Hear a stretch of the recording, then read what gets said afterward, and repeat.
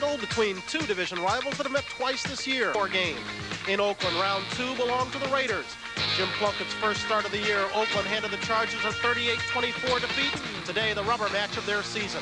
Last week, the Raiders, as a wild card entry, reached this game by beating the Central Division champion Browns in the icebox that was Cleveland's Municipal Stadium. The 14-12 win sealed with this end zone interception by Mike Davis with just 41 seconds to play. With similar late-hour heroics, the Chargers turned back the Bills 20-14 with a 50-yard strike from Dan Fouts to Ron Smith. Today, the season ends. The cheering stops for either the Oakland Raiders or the San Diego Chargers. In San Diego, it's an AFC West affair for a conference championship and the chance to be super. We'll set it up today on NFL 80.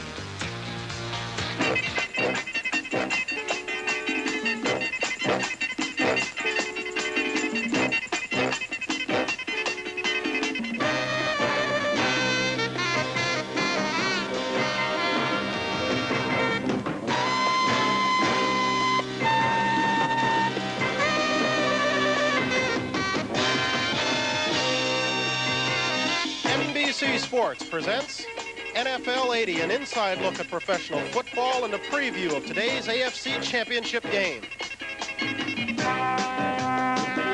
NFL 80 is brought to you by the 1981 Volkswagen Gas and Diesel Rabbit. Volkswagen does it again. By the Pabst Brewing Company, brewers of Pabst Blue Ribbon, America's Blue Ribbon beer since 1844.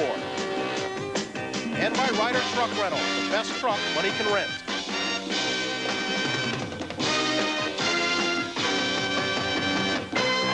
In San Diego, temperatures in the low 60s. There's not much wind in the air, and what sun there is has temporarily dipped behind some clouds that have brought intermittent showers throughout this morning as we await the AFC Championship battle between the Oakland Raiders and the San Diego Chargers. Good afternoon, everyone, and welcome to NFL 80.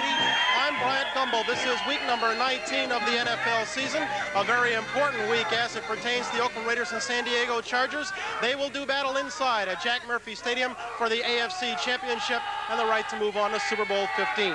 Get you caught up with some news of the week. Terry Bradshaw, the Pittsburgh Steelers, is going to work in a pilot for NBC and Johnny Carson Productions called The Stalkers. Should the show go on as a show, he will no longer don the uniform of the Pittsburgh Steelers, or so he says. Earl Campbell making some rumblings that he wants to renegotiate his contract, and should the Oilers refuse, he says he may sit out a year. We'll have more on that at halftime. But back to the matter at hand. We've got an AFC Championship game to go on here. In the day's other game, the NFC title game, the Philadelphia Eagles turned back the Dallas Cowboys. You can see the final count right here. It was 20-7 before a crowd of over 60,000 at Veterans Stadium. Hard-fought game between the two NFC Eastern rivals, but this was a ball game that clearly belonged to the Eagles from the outset. Wilbur Montgomery set the tone early on with a 42-yard touchdown run. 42 of 194 yards he had on the day for a new NFC record. The Cowboys tied at 7-7 at the half, but when Danny White coughed up this ball, the Eagles were in a position to take the lead for good. It led to a Tony Franklin field goal that made it 10-7. Then Tony Dorsett, who was held to just 41 yards, lost the handle on the ball. When that was recovered by Jerry Robinson, the Eagles were in a position to pad their 10-7 lead. They did just that. Leroy Harris got the call, working in conjunction with Montgomery in the backfield. He made it 17-7. A Tony Franklin field goal up the final count to 27 to send the Eagles on to the Super Bowl 15, their first reappearance in a championship game of that nature, an NFL championship game in 20 years. So we've got one of the finalists for New Orleans. We'll determine the other one here inside Jack Murphy Stadium. It's between the Chargers and the Raiders. Let's go up top to our men, Dick Enberg and Merlin Olsen. Gentlemen?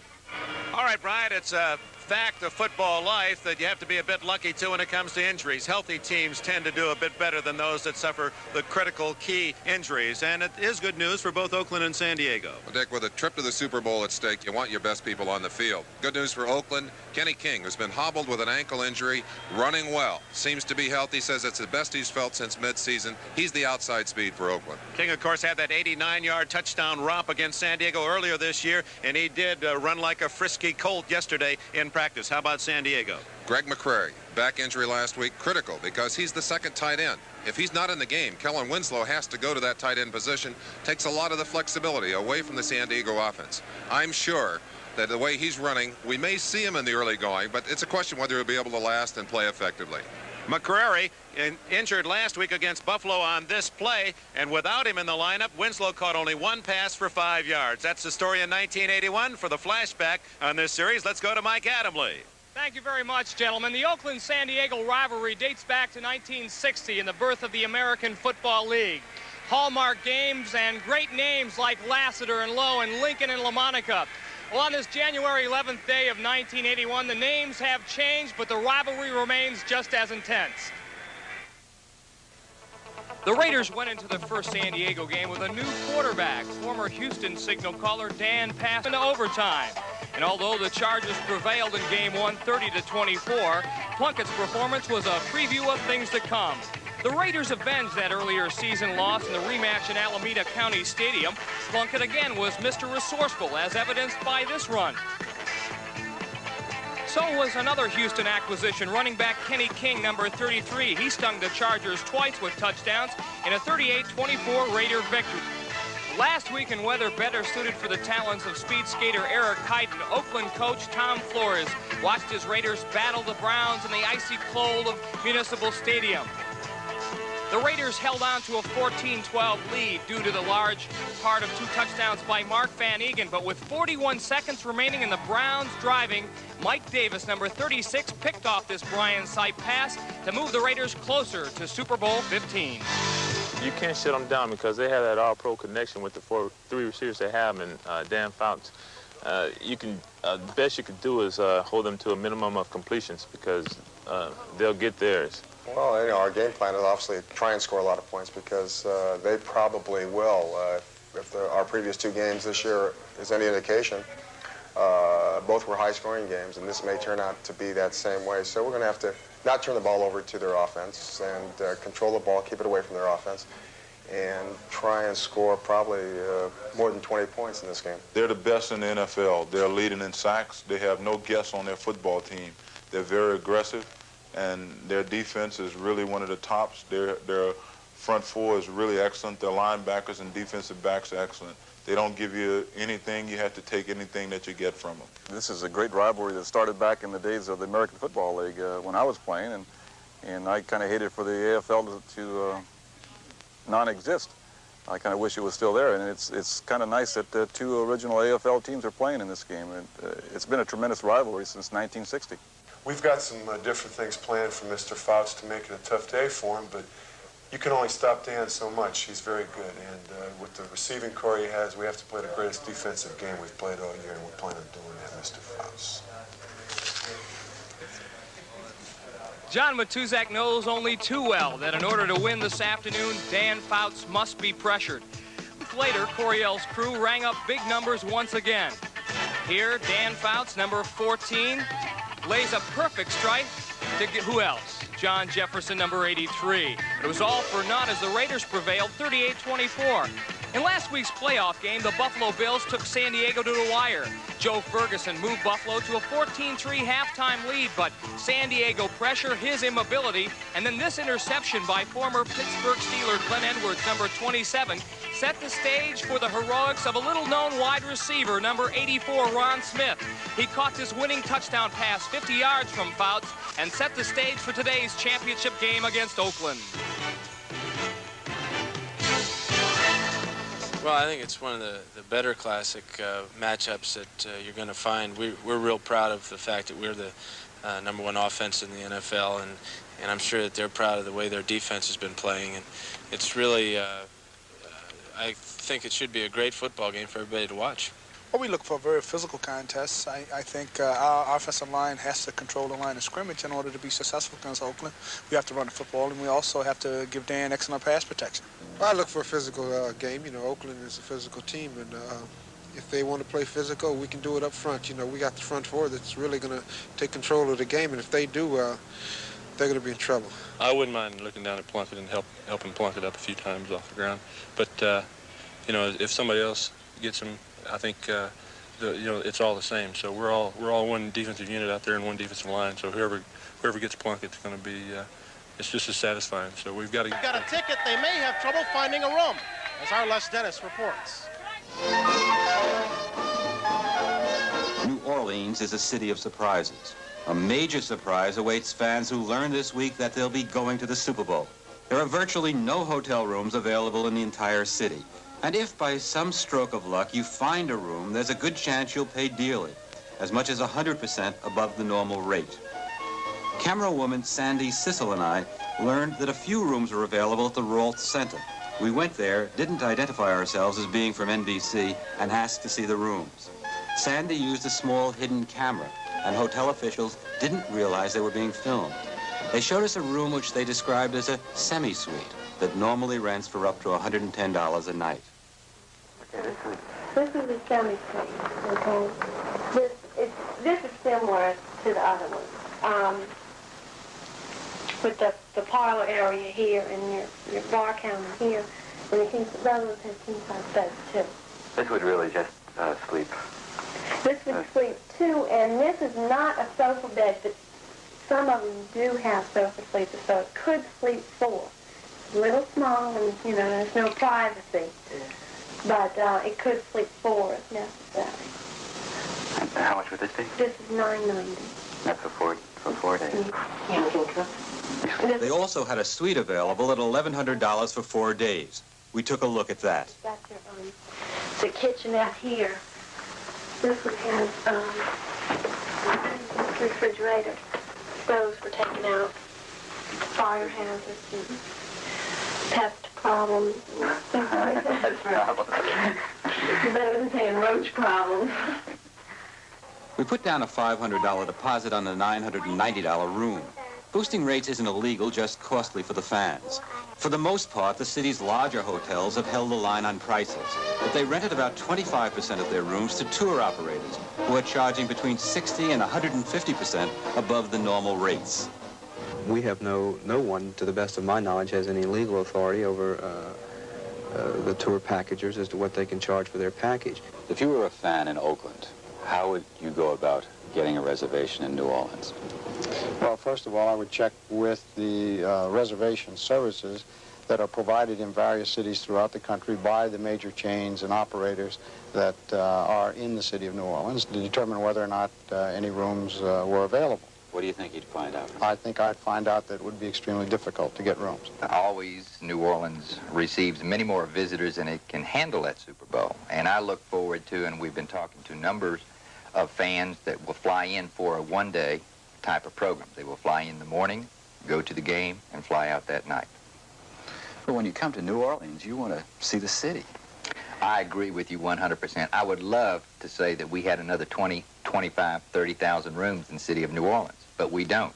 There are probably a number of rooms being held and accommodations have been arranged for that are being held on a somewhat of a speculative basis, thinking that their team is going to be in Super Bowl. When their team doesn't make it to the playoffs, or to the Super Bowl, then those rooms will become available for somebody who is in a city whose team did make it. Meanwhile, about the only rooms available are in private homes. A one-bedroom apartment in this French Quarter building was priced at $800 for 4 days. There's also a shortage of rent-a-cars, and some citizens are putting together their own packages, renting the family home and auto. The American capitalistic system says that your product can be sold at whatever the traffic will bear. And this is, of course, determined by supply and demand. Why is it so acceptable in, say, maybe the stock market and many other aspects of the American system that supply and demand and the marketplace dictates the price? But we are considered rip-off artists if we apply the same principles to our industry. I just don't understand that.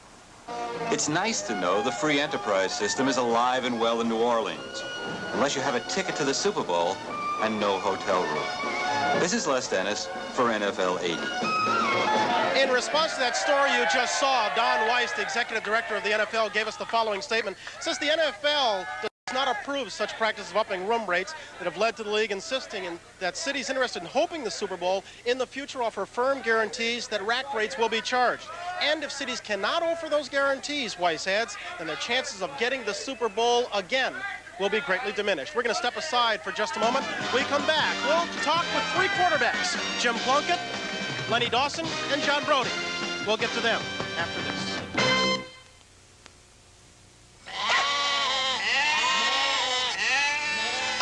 A Volkswagen Rabbit diesel. I'm not the best-selling diesel in Europe. Why'd you buy yours? Because I make 20 trips between Glasgow and Edinburgh every year. And you have to think of economy. 20 trips across Scotland. Even a rabbit must use a lot of fuel. Aye. Last year I had to buy 2 full tankfuls. Volkswagen does it again.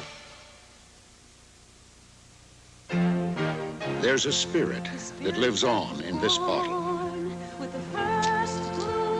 The spirit that was born in the original Pabst Blue Ribbon beer. The beer that was selected America's best. That's the spirit that goes into brewing every glass of Pabst Blue Ribbon today. That's what makes us proud to say to you, give that man a blue ribbon.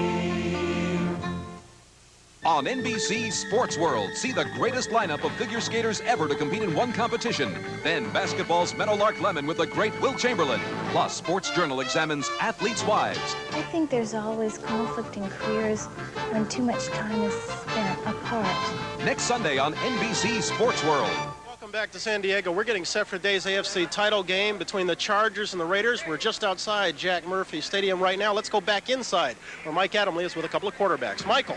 Brian, I think it's only fitting that we have with us this afternoon 2 quarterbacks with a lot of championship game experience, Mr. John Brody and Mr. Len Dawson.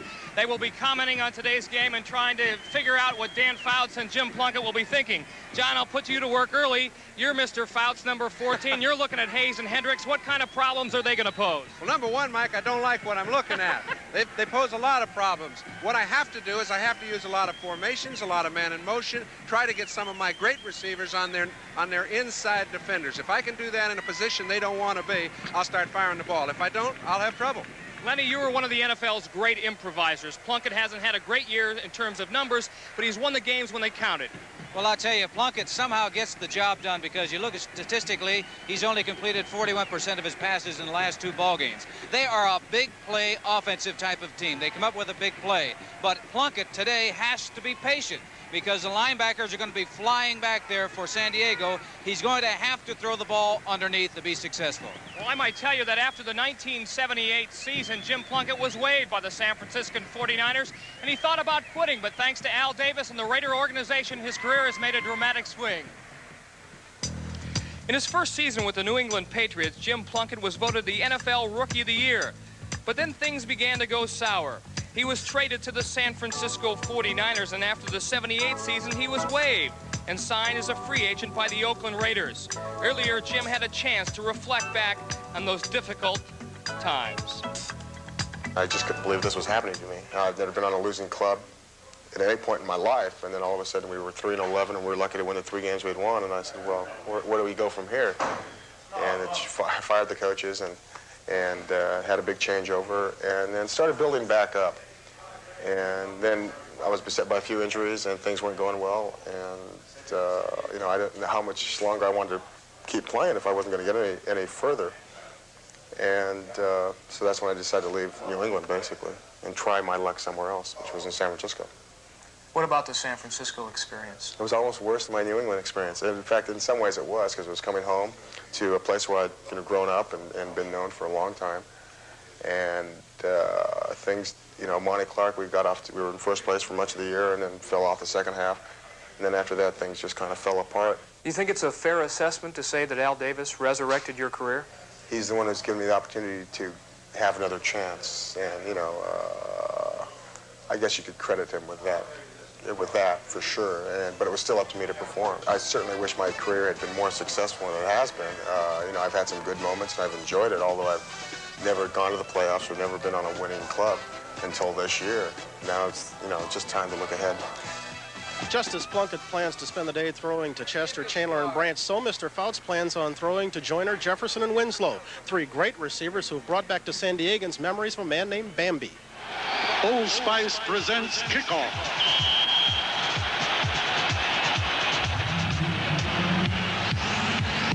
Kickoff is brought to you by Old Spice Stick Deodorant, the deodorant that works overtime. He was known as Bambi. He was graceful and fast. He was poetry and poise. He was velvet. He was Lance Alworth.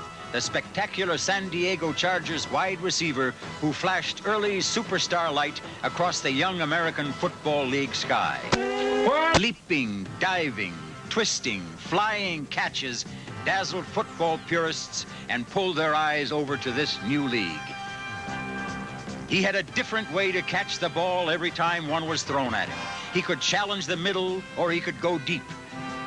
He could sprint for the post or cut on a dime. He could spring up high or swoop down low. His head always knew where the ball was going, and his hands stuck to things made of leather.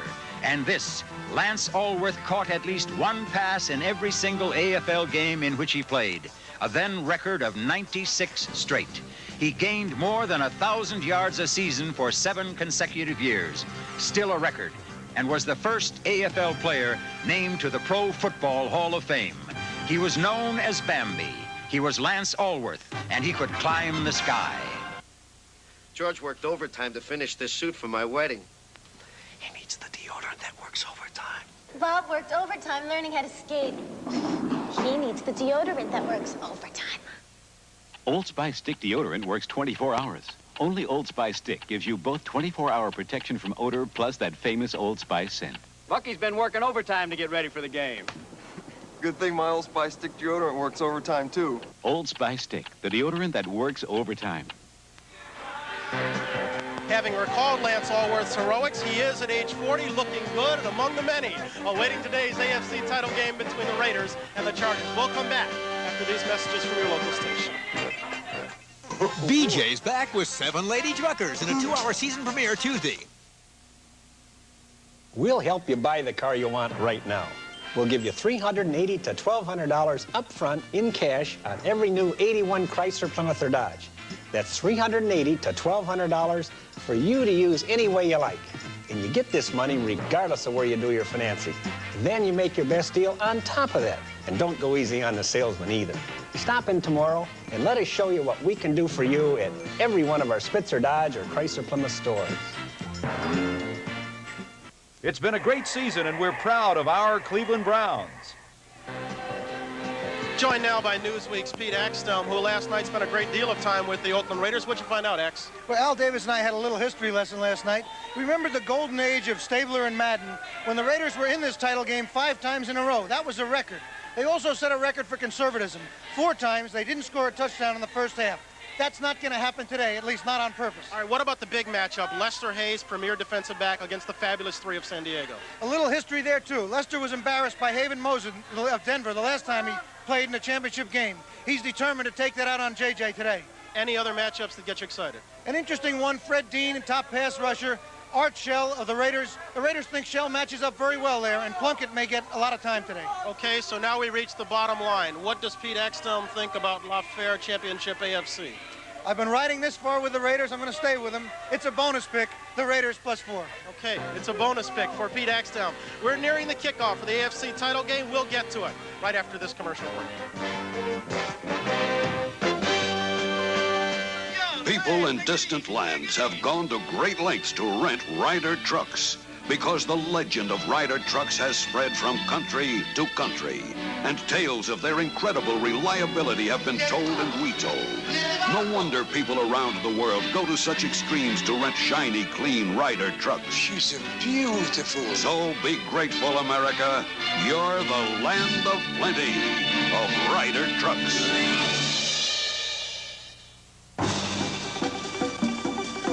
Information. Business is besieged by it. All kinds of equipment have been required to manage it. Until now. Now, with Wang's new integrated information system, one person very simply can perform data processing, word processing, high-speed image printing, and worldwide communication. If Wang can create all this today, who knows what the future holds? Wang, making the world more productive. See, you're from Utah. Yep. Long way from Malibu. It's 650 miles. Any trouble getting gas? Don't need any. How's that? Well, this here's my brand new Volkswagen diesel pickup. Volkswagen diesel? Yep, made it on a tank full. 650 miles on a tank full? Yep, best mileage pickup in America. Say, why did you drive all the way to Malibu? Why? For the sun. Volkswagen does it again. You don't have to be a genius to change your own oil and filter and save yourself up to $10. Valvoline Motor Oil shows you exactly how quick and easy it is with step-by-step change instructions on the back of Valvoline cans. It's really quite simple. Once you get the hang of it, just see for yourself, then do for yourself.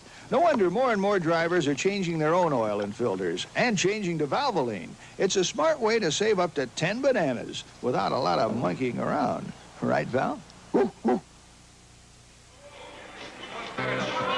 It's truth time for the San Diego Chargers and the Oakland Raiders, two teams that have written some wacky finishes throughout their rivalry, two charter members of the old AFL, two teams of the AFC West, two teams now set to fight for the AFC title and the right to go to Super 15, coming up on NBC.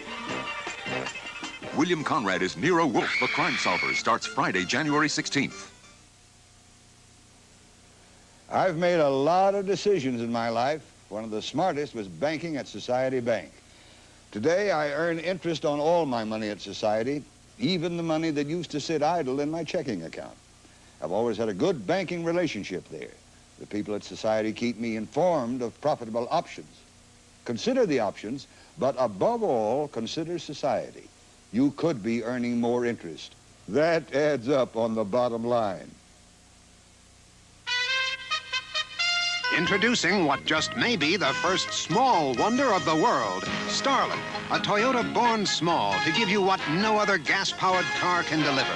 Simply more miles per gallon of gas, more miles per gallon than any other car. This is the very new Toyota Starlet, born small to run and run and run and run. Oh, what a feeling. Starlet. Genesee is believing. Nothing fires me up like football season in Genesee country. That's why we go back for the big game every year. For good friends and good times, there's no place on earth like Genesee country, and no taste like Genesee for putting out a thirst. You can count on Jenny Taste, 'cause it's brewed in just one place. Genesee is believing. Proper eye care is important. Have your child's eyes been checked recently? The national champions are the Philadelphia Eagles, and now for the American Conference, the Oakland Raiders and San Diego Chargers. Two teams who battled to a virtual tie in the AFC West, 11-5. They each beat each other on their home field, and the Chargers are introduced now. San Diego's Jack Murphy Stadium, named after the recently deceased sports writer who brought Major League sports to this city. 52,000 partisan fans decorated in their blue and gold, and an intense rivalry. 43rd time these two teams have met, and yet they have never played each other in a championship game. Pride and poise of Oakland against Charger power. Will it be San Diego or Oakland that goes to New Orleans?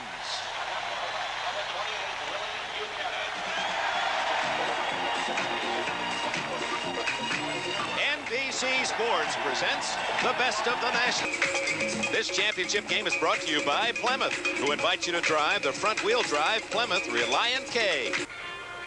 Hello, everyone. I'm Dick Enberg, and welcome to the third meeting between these two teams. Oakland and San Diego battled in big offensive shows during the regular season. The loser in both those games scored 24 points. We expect much the same today. We'll be talking more about the offense with former quarterbacks Len Dawson and John Brody later. But when you get to championship play, usually the emphasis is on defense, and the teams that win play great defensive ball. We have our expert, too, Merlin Olsen. You played on that side of the line of scrimmage. How about these two clubs on defense? Well, Dick, no question that the Oakland Raiders are here because of the great play on defense, especially the second half of the year. Their big concern in this game, coping with a complicated San Diego offense and Dan Fouts. They have to make him uncomfortable, put the pressure on him in that pocket if they're going to be successful today. Well, they got a couple of men with H's on their back, Hayes and Hendricks, that'll make him uncomfortable. For San Diego to stop Oakland, what do you see defensively there? you've got to treat Oakland a little bit differently. They have a fine running game, better balance offensively. I think shut them off on the running game and not allow Plunkett to have that extra time that he needs for the deep pass patterns which he favors. So that's a look at the defense. For the offense, let's go to two men with 36 years combined of pro football experience, Len Dawson and John Brody. Thank you, Dick. Lenny, Merlin thinks the defense wins championships. How do you react to that? You know that I do not believe that. I guess with the exception of Oakland, but you know what I know, that offenses get you in there. The rule changes have had an effect, and I think that San Diego today is going to try to get Oakland in defensive situations that they do not enjoy. Man-to-man coverage with great receivers in uncomfortable positions. It will be tough for Dan Fouts because Oakland knows the intention of him. And so as we go along throughout the day, we'll be able to keep you up with whether he's successful or whether he isn't. You know, on the other side, Jim Plunkett has had a fantastic year. He is 11-2 in the games that he has started. I think this afternoon he's going to have exercise patience because for Oakland, they take the ball away more than anybody in the NFL. For San Diego, they give it away more than anybody else. That's a story from the field. Now back up to Dick. Thank you, gentlemen. And now we prepare for the coin toss. You know, often Merlin Olsen in times like this, as a defensive player, didn't you hope that you were on the field first where you might force that turnover? I had a feeling today that Philadelphia enjoyed being on defense initially against Dallas. Dick, I think you'd like to put your strength on the field first. I think a team like Oakland wants their defense up. A team like San Diego would like to have their offense up. Cal Lepore is the referee, and now the toss of the coin. And the tail is pale. Visiting teams, Oakland will make the call. Call wise in the air. What do you call it? Heads. Calls heads. It is heads. Oakland wins the toss. I'd like to receive. When you defend a goal, turn around, please. Oakland wins the toss. Likes to receive. That's it. Good luck, man. Have a good one. Cal Lepore and his crew, Art Demis, Leo Miles, Bill Reynolds, Pat Knight, Grover Clemmer, Dick Dollick, Red Cashin, Al Jury. An honor for these gentlemen to be working the American Conference Championship game. Tom Flores, 43 years of age, University of Pacific graduate. He's been a Raider most of his football life. Don Coryell. He was in the playoffs with the St. Louis Cardinals 3 times, lost first-round games. Lost last year with San Diego in the first round, but here he is playing on his home field for the championship today. Rolf Penerska, much publicized athlete, lucky to be in those football cleats today after a near fatal battle with an intestinal disease last year. And he'll kick it off to the black and silver of Oakland. Dick, in a game like this, emotion pumping, both sides of the line of scrimmage, you'd like to get in and get your feet wet a little bit. I don't think we're going to see either team explode. I think they got to be a little tight right here at the beginning of the game. They need to get a hit or two to kind of settle down. Arthur Whittington, number 22, and Keith Moody, number 26, will return for Oakland. You'll see Penerska as he kicks the ball head immediately to the sidelines to protect himself against the surgery that followed that intestinal disease. Ready to go, and they're on their feet in San Diego.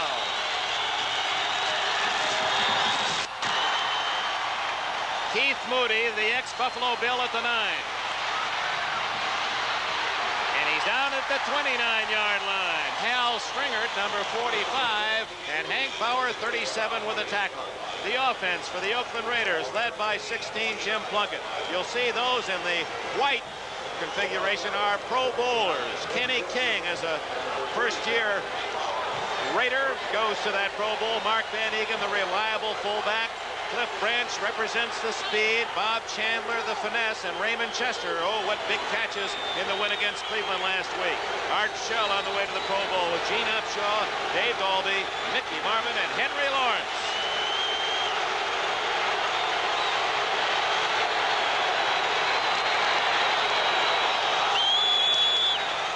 Van Eegen. For 4 yards, Leroy Jones made the tackle. Defensively for the San Diego Chargers, a front four that has enjoyed considerable superlatives written about them this year. Leroy Jones, and then the other three all going to the Pro Bowl. Big Louis Kelcher, Gary Big Hands Johnson, the speed Fred Dean, linebackers Preston Horn and Lowe. Some doubt about their talent in covering the pass. Buchanan and Williams at the corners. Glenn Edwards and Mike Fuller at safety. 2nd and 6. Kenny King. Ray Preston after a short gain, and Louis Kelcher. And they love Louis. Big Louis Kelcher, number 74. He's the policeman. Watch his reaction now. They're trying to pin him away from that draw play. Just spins back inside. That's good recognition and excellent reaction to the play, to the draw. They're trying to open it up, give the quarterback a little more room with that play, Dick. And now Plunkett faces a possible pass situation at the 35. Incomplete. Complete to Raymond Chester. He could go all the way. 30, 20. Chester has a touchdown.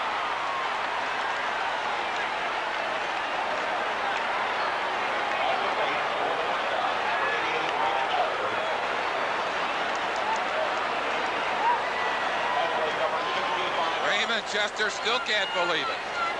Ball glanced off the hand of the intended receiver, right into his hands, and he waltzes 65 yards. Some people say that this is a team that's destined to go to the Super Bowl. Looking at that play, off the hands of Kenny King, right into the hands of Raymond Chester, and no one believed it. It caught the entire San Diego defense, of course, drifting with the anticipation that King would catch the ball. So when Chester meat hooked it down, he had clear sailing the opposite way before the defense could retract. Chris Barr out of Chandler's hold for the extra point. It's good. Sometimes you're good, and sometimes you're good and lucky. And the Raiders, in a matter of a minute and a half, have 7 points on a deflection. From my football experience, I know that very often when you get a big play like this right off the bat and you tend to relax a little bit, sometimes it can do almost as much damage to a team as it does good. It puts them on the scoreboard. It gives them the 7 points. But you'd hope that it hasn't deflated all of that emotion that Oakland brought into this game. So the Oakland Raiders on a deflection from King to Casper, a play that would not have been legal a couple of years ago, but of course that rule been changed, have the early 7-0 lead, and now it's Barr to kick it off to San Diego.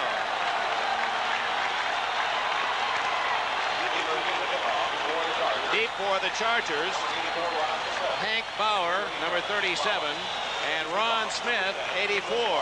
Took a minute and 35 seconds and 3 plays for Oakland to get on the board. Older brother of Pittsburgh's Matt Barr.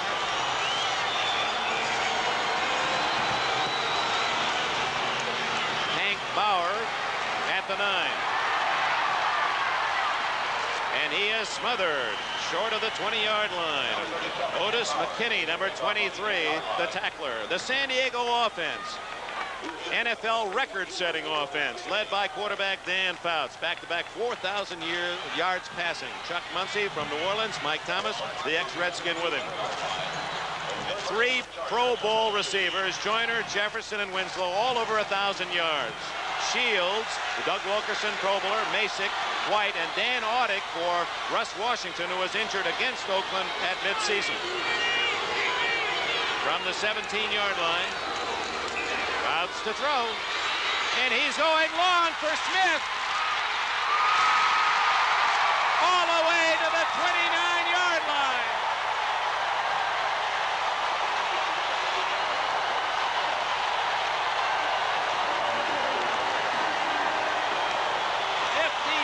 Yards to the man who caught the winning touchdown against Buffalo last week. Dan Fouts is not wasting any time. He's going for it right off the bat. A perfect toss. Interesting that, again, he got isolation one-on-one. Fouts will pick on you. You can't put that kind of speed one-on-one. Give him time to throw the football. He'll eat you alive. Trailing 7-0. First down at the 29.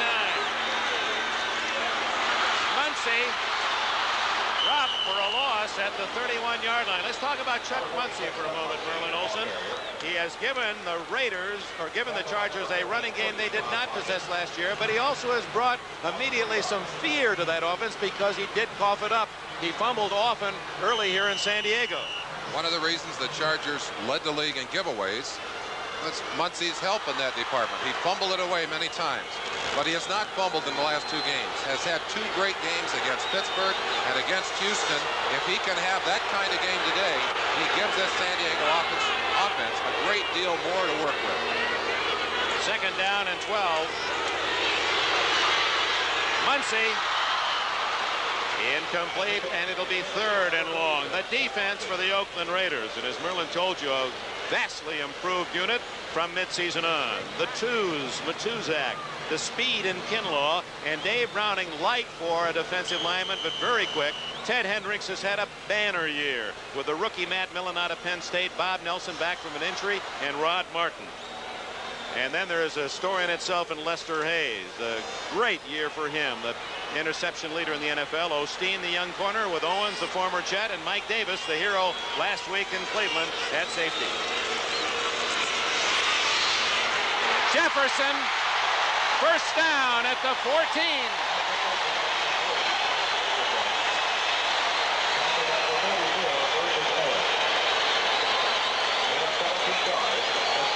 John Jefferson, 17 yards and a San Diego first down.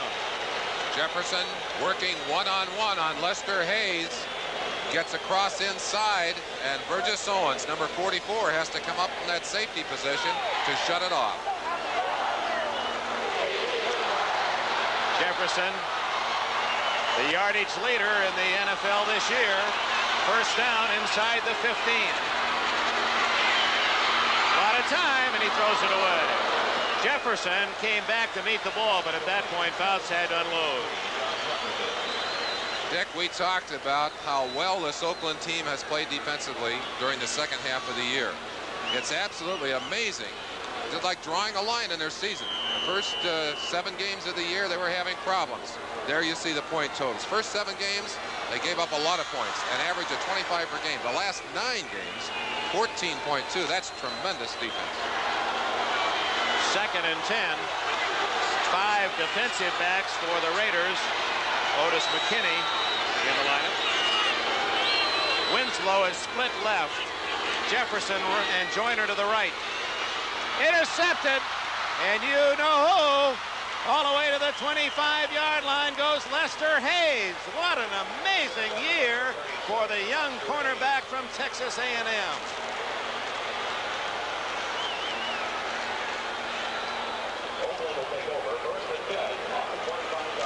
Lester Hayes able to anticipate, able to get a great jump on that ball. The receiver had fallen down on the play and just put himself beautifully in line for that one. And look at those numbers for 1 year. Now 5 interceptions in the playoffs, 22 turnovers for Hayes alone. When high interest rates keep America from buying the fuel-efficient cars it needs, it's time to do something about it. Starting now, when you buy a new U.S.-built 81 Chrysler, Plymouth, or Dodge passenger car on credit, you can deduct 7% from the sticker price, including options, because we think the interest rates are 7% too high. That number will move up or down depending on a significant change in the prime interest rate. Make your best deal, then get $380 to $1,200 direct from Chrysler. We'll help you buy the car you want. We asked Sam Snead, Illy Nastasi, and Ted Turner for a tip. You drive for show, but you putt for dough. Even when every point goes against you, you must maintain self-control. To win sailboat races, you need sophisticated equipment. And then we gave them a tip. Tipperillo, full tobacco taste without inhaling. Well, boys, what do you think? Way above par. That's okay if you're a cigar. Very cool, like me. It'll even tell you which way the wind's blowing. And the Lester Hayes story in 1980-81 continues. Dan Fouts would like to have a string on that one, be able to pull it back. one thing you have to say about Fouts, he can throw 5 interceptions in the game, still come back at you. You see the slip right there by Jefferson. Fouts may have indeed been trying to hang on to that football. It was not a good pass, and it was a costly mistake on the part of the San Diego offense. 7-0 Oakland. 3.5 minutes into the game. Van Egan, short yardage. Fred Dean got him first. Louis Kelcher with an assist. Oakland, like San Diego, improving its running game this year. And Kenny King, of course, the answer to that improved statistic. Dick, I have to believe that Oakland will be running at the right side of San Diego's defensive line.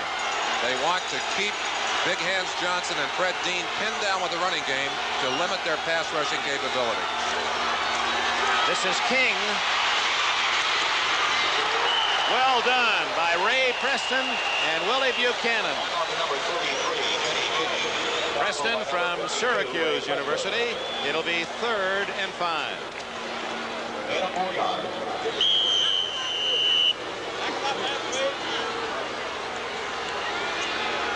Chargers having a similar year, stopping the run with that of last year. It's a lost statistic with all of San Diego's offensive numbers that they finished 6th in the entire NFL in total defense.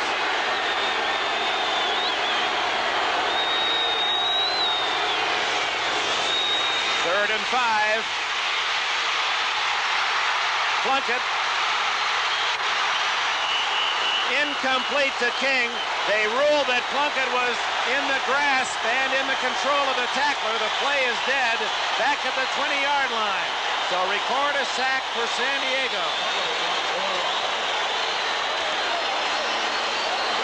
The Oakland Raiders run deep pass patterns. Plunkett needs extra time, and he is not going to get it there. The blitz is on. They trap him. He almost pulls away. And Dick, it was really Plunkett's running ability and scrambling ability that hurt San Diego so much in that game he started up in Oakland. And he does unload a terrific pass there. It was right on the money to King. Raymond Guy, a weapon in his own right. He hits a beauty. Mike Fuller all the way back to the 21-yard line. There's also a flag down. Fuller to the 34. Now let's check the penalty. It's downfield. 59-yard kick by Guy. The San Diego Chargers came after Guy. They feel that they have to try and disrupt his timing to keep him from making that kind of kicks. Let's see if it bothers him the next time he kicks.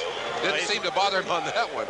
Not that time, but he's going to get an immediate chance to kick over again, I believe, because there was an ineligible man downfield on the punt. And San Diego says, kick it over.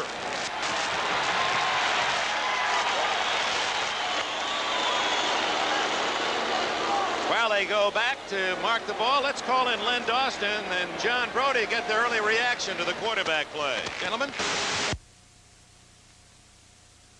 Was able to do exactly what they wanted to do in the first play of the ball game, only because they were able to isolate Smith on Davis out playing the corner. If they can do that, they'll be effective. But late in the drive, they were unable to get him man-to-man. He threw into his zone. He'd like to have had the ball back, but Jefferson fell down. You know, I'll tell you, John, Oakland is really lucky because they were going underneath. Kicking team, still 4th down. Actually, Plunkett was going for Kenny King, throwing underneath the linebackers. They got a big break there, but you can see right now Oakland is trying to run with the football, try to establish that running game to take some of the pressure off of Plunkett. Thank you, Lenny Dawson. John Brody with us here in San Diego today, and of course will join us in the Superdome for the Super Bowl in 2 weeks. So San Diego expects to get better field position as Guy forced to kick again. Again, a 10-man rush. And he hits it high, and a fair catch by Fuller at the 38. Boy, that's a clutch kick by Guy under pressure, and a timeout in San Diego's Jack Murphy Stadium. That was a 46-yard kick, no return. 9 minutes left, first quarter. Raiders lead by 7.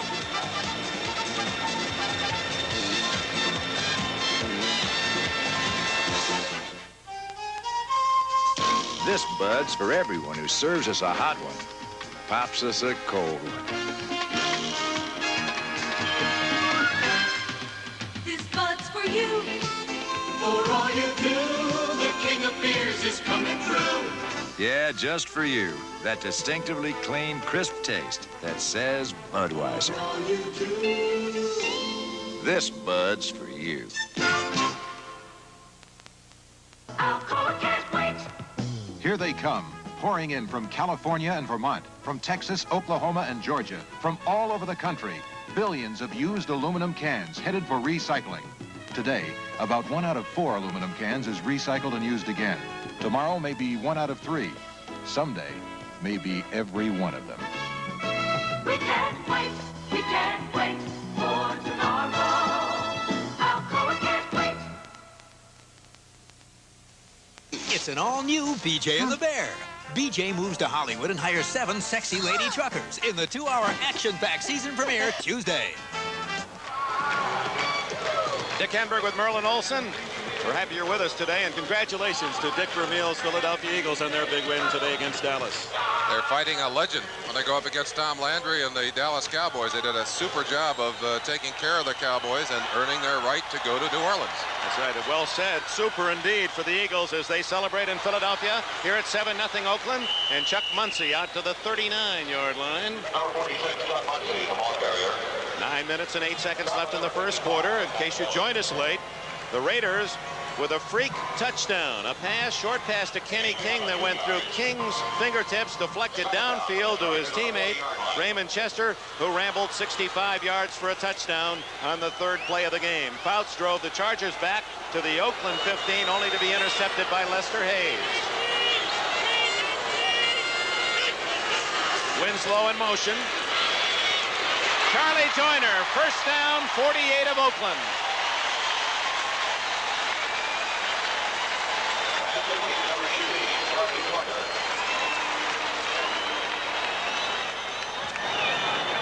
Dan Fouts is a marvel at getting that ball on target, in traffic, under pressure.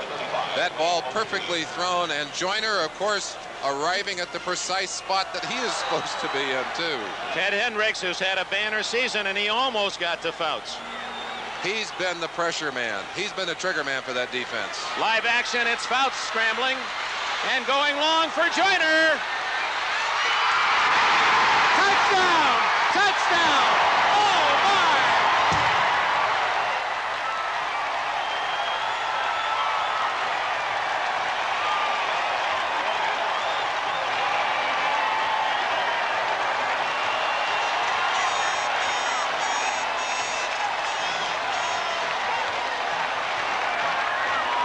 What's fair for the goose is fair for the gander. Another deflection, and it's San Diego that scores this time. Fouts is throwing to a man who is double covered.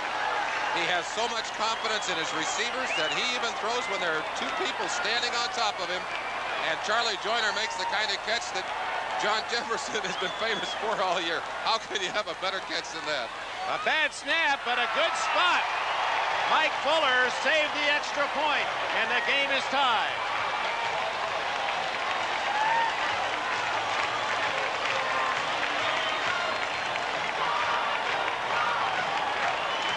Veteran Charlie Joyner ties it on this catch, fighting off 2 Raiders. Burgess Owen, number 44, one of the men who had picked up Joyner in the secondary. You see the pass right there, just over the outstretched fingertips of Dwayne Osteen. He looked like he had a chance at it until the very end. Merlin, it appeared that Joyner, actually with the ball out of his vision, it hit his helmet, and he felt it up there and brought it in for the score. Guess that's what all that experience is about. Well, that's why the Chargers are watching all 3 of their receivers go to the Pro Bowl. Winslow, Joyner, Jefferson have been making this kind of play all year long on Dan Fouts' throws. Oh, what a catch. Great camera work, gentlemen, too.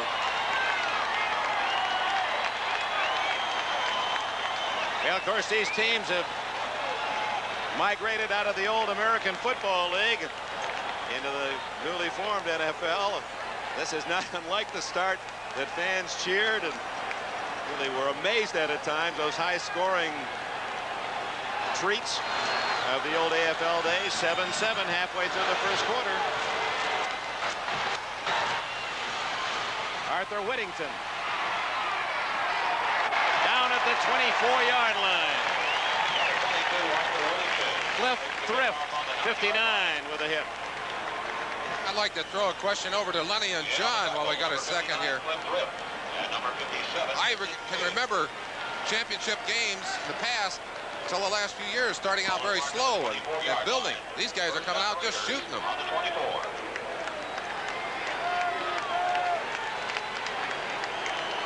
So we've had a 65-yard touchdown, a 48-yard touchdown. Hank Bauer in the midst of the flurry. First down, Oakland. Chandler right, Branch left, tight end Chester on the right side. Going long for Branch. Incomplete at the 39-yard line. Mike Williams and Glenn Edwards on the coverage.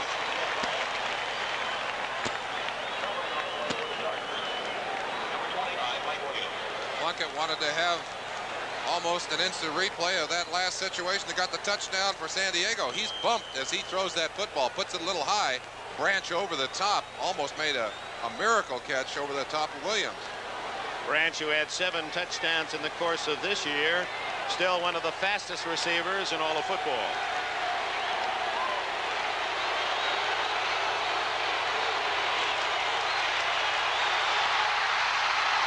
Down goes Plunkett on the wet turf, and Fred Dean kept him there.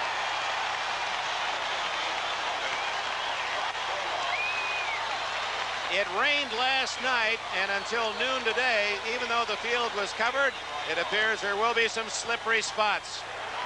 There are a few places on the field, Dick, when they were removing the tarps, the water would collect in spots, and Plunkett had the misfortune of hitting on one of those spots.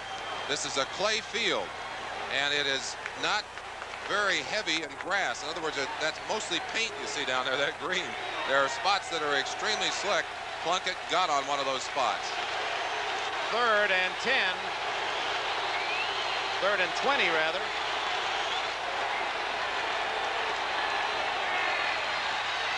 Rolling and throwing long to Branch. All the way to the 37-yard line. Well, this isn't a pea shooting contest. They're out with the big cannons early in the first quarter. I alluded to the fact that in many past years, contests of this kind were grind-em-out affairs. Both of these teams have come out throwing the big guns immediately. The ball is in the air, and they're going for broke. And that's the big weapon. That's the long-range weapon. The vertical game, as Al Davis would say for Oakland. Number 21, Cliff Branch. 9.3 speed. Ran one of the fastest 40s ever. 4.3. And it's a first down at the 37 of San Diego. 2 tight ends in for the Raiders. Van Egan to the 32. Fred Dean, the tackler, with Fuller assisting. Well, you were wrong for one of the few times I can recall all year. You thought it'd be more of a passive first quarter.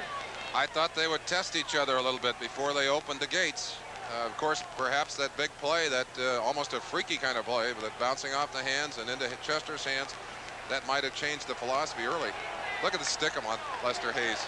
He said he had gloves on last week. He puts that stickum on to control the ball. He said, my stickum froze up. I had to knock it off my gloves. 2nd and 6. Plunkett, Louis Kelcher.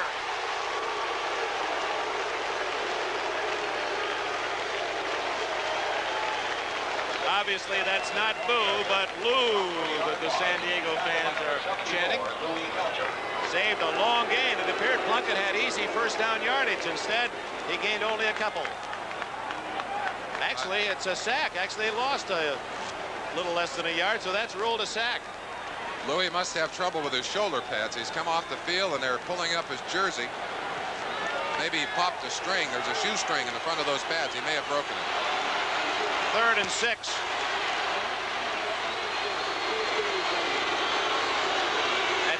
King in motion. Throwing for Christensen, and a flag is down, and we'll see against whom. It could go either way. Both men were pushing. I believe it'll be offensive interference, but I'll let the official call it for us. There are 2 flags down. We'll get a chance to look at it before we see the signal. No, it's against San Diego. Against the defense. Let's see what happened on the play. They're all over each other fighting for position, but they're going to call Ray Preston 52. Todd Christensen out of the backfield. Watch Ray Preston now. Let's see what kind of contact is made here. He's playing man-to-man. There it is. It was the first push that they called him for. Actually, at the end of that play, they could have called offensive interference. Preston was not playing the ball, but the man, and used his hands. You'll see he is not looking for the ball when he gives the push. First down outside the 10. Kenny King, flags are down, and I believe the Raiders got off too quickly. Appeared to be motion Oakland. It appeared that that was a play designed to look like a pass and then to run up inside of Dean. Shell had dropped like it was a pass, and Dean was off very quickly. And it was off against San Diego, the penalty. The Raiders on back-to-back penalties are inside the 10. 71. Fred Dean, too quick. Well, I said he was off quickly. He was off ahead of the football. Dean on his way to the Pro Bowl. Started the season at home. Did not want to sign and was coaxed into the fold at the beginning of the regular season. 1st and 5, Kenny King. Bob Horn and Louis Kelcher with a tackle. Kenny King carried the ball only 3 times all last year, and there are his marks for this season against San Diego. In that second game, he had the 89-yard run, the longest in the NFL this year. They're attacking the right side of San Diego's offensive line. Gary Johnson almost overrunning the play, and that's Kelcher. He has played so well against the run. 12 tackles last week in that game. Kelcher's the man who made the play from the backside. If he doesn't make it, King may have gone into the end zone.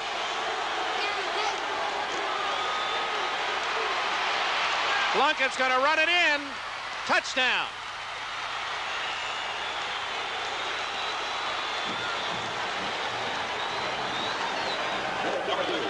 Now Jim Plunkett scrambles in, and that's a dimension that our 2 experts, Messrs. Brody and Dawson, can well appreciate. They weren't exactly known for their running talent, but we'll... Talked about Plunkett's ability to scramble. He is not a particularly fast runner, but he's willing to run. He's averaged 5 yards a run during the season.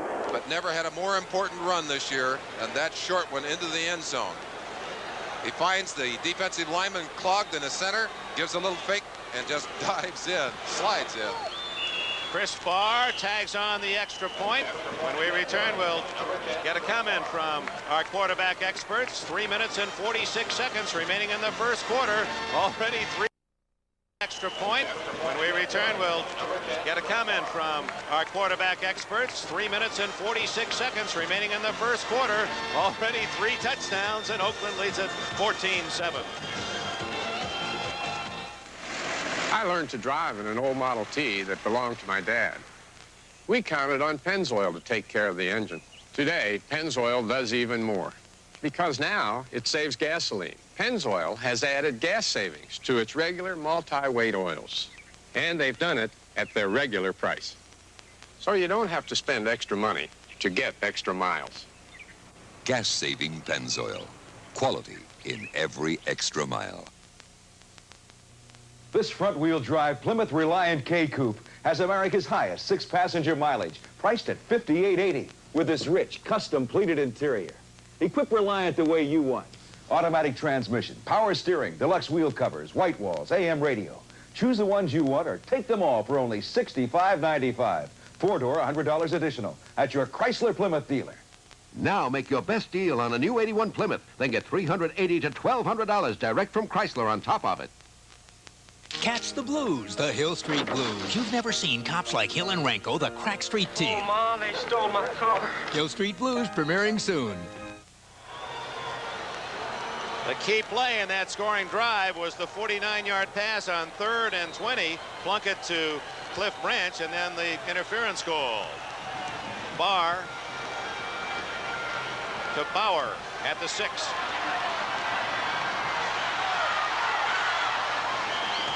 And he gets it to the 20-yard line before Derek Ramsey can corral him. Let's go back to the touchdown by Plunkett, and following the Oakland offense, Lenny Dawson. Well, Dick, John Birdie and I were just talking about Plunkett's ability for survival. Now, the linebackers are really flying out of there, and you're going to see an opportunity from ground level to take a look at Plunkett, and he's going to have a lot of room to get into the end zone. He's not very fast, but there's a lot of space there because the linebackers are getting such great depth. He's going to make the move right now. There isn't anybody here. He's not that swift, but by the time anybody gets near him, he's into the end zone for a touchdown. All right, Len Dawson, first down, San Diego now trailing 14-7. Muncy breaks a tackle, fumbles out of bounds. It'll stay in San Diego's possession at the 20-yard line. Mike Davis, 36, and Otis McKinney, 23, around that football. One of the reasons that Muncy had fumbled so much is he tends to carry the ball in one hand. He has very large hands. He had gotten over that in the last couple of games. Watch him here. He's getting careless. That ball is loose out in his hand, and just wave goodbye to it. He's very lucky it went out of bounds. Jefferson left, Joyner right, Winslow the tight end on the left side, flags down as Muncy gets only a couple. Rod Martin spearheaded the defensive charge. Tom Flores, if that's a 5-yarder, might decline the penalty. It is against San Diego.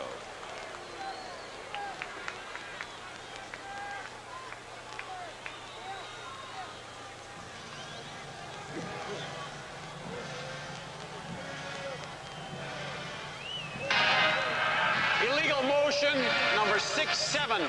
Offense, the penalty decline. It is 3rd down. Ed White, veteran right guard. So it's 3rd and 8. Winslow way out to the left with Jefferson in the slot. Joyner at the top of your screen. Hendricks right over center. Fouts through the hands of Winslow at the 40-yard line. Otis McKinney on the coverage, the 5th defensive back. Chargers will have to punt.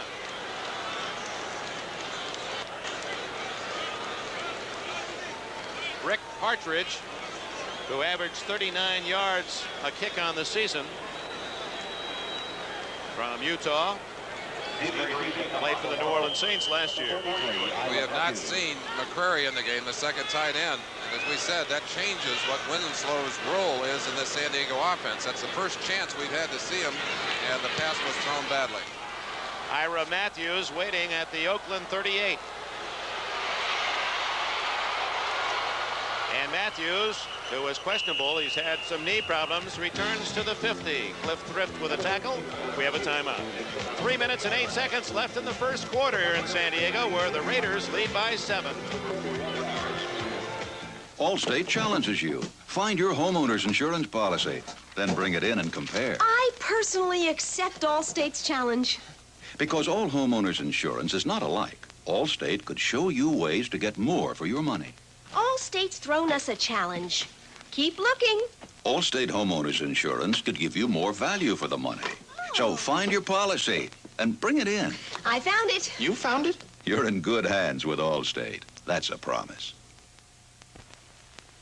No, I don't believe they're Blatz at all. No, Mick Roman didn't believe the Blatz taste tests until he took one. Blatz? I just...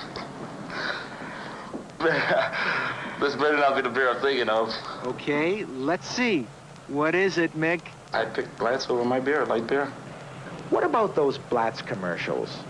I guess it's 100% true. There's no strings on it. I just proved it to myself. Pleased to meet you, Blatz. NBC Sports World. See the greatest lineup of figure skaters ever to compete in one competition. Plus basketball's Meadowlark Lemon with the great Wilt Chamberlain next Sunday. Well, they're still hopping in Philadelphia, where the Eagles defeated the Dallas Cowboys 20-7 to win the National Conference Championship. And here in San Diego, this partisan Charger crowd has Watch the Oakland Raiders take the early lead, 14-7. Oakland's ball just inside the 50, San Diego territory. Play action, Plunkett. Open, Chandler. And he has a first down at the 34. Bob Chandler, the veteran required from Buffalo, his first catch today, 15 yards. Look from behind, quarterback Plunkett. Look at the amount of time he has. Settles on a receiver. Chandler had come back from the football, driven the defender Mike Williams off, and then came back to the football, a classic Oakland pattern. How many times did we see Fred Biletnikoff down the field, back to the football? Absolutely. Chandler, with those 49 catches and 10 touchdowns, led the Raiders in both departments. King, a gain of almost 3. Ray Buckwheat Preston made the tackle. Say it's the biggest day of sports in 1981, Super Bowl Sunday, just 2 weeks away, and it'll be right here on NBC. We invite you to join Sports World, 1 o'clock Eastern Time, a look back on the fantastic 1980 NFL year. Then at 2 o'clock, college basketball. We'll be joining our partners Packer and McGuire as Ohio State meets Virginia. Actually, I'm not going to be there. How can I? I'll be in New Orleans. That'll be 2 weeks from today. Ohio State and Virginia. Brian Gumbel will host a spectacular pregame extravaganza of all time, and then it's the winner of this game against Philadelphia. Wide open is Chester, and a first down at the 21-yard line of San Diego. Mike Williams with a tackle, a 10-yard play.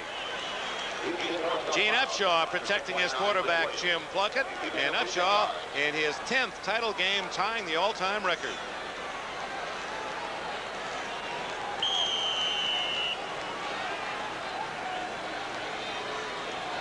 It's very important today that we give Plunkett enough time to read his coverage and throw the ball.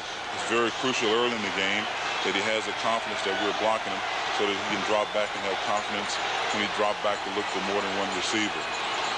The guys up front have to do a better job than we've done all year, because they have an excellent defensive line that'll come after you. They come after you for 60 minutes, and we know that. How prophetic that Gene Upshaw should call it a touchdown to Kenny King. Plunkett, given all that protection, finds his halfback King in the end zone. It's 20-7.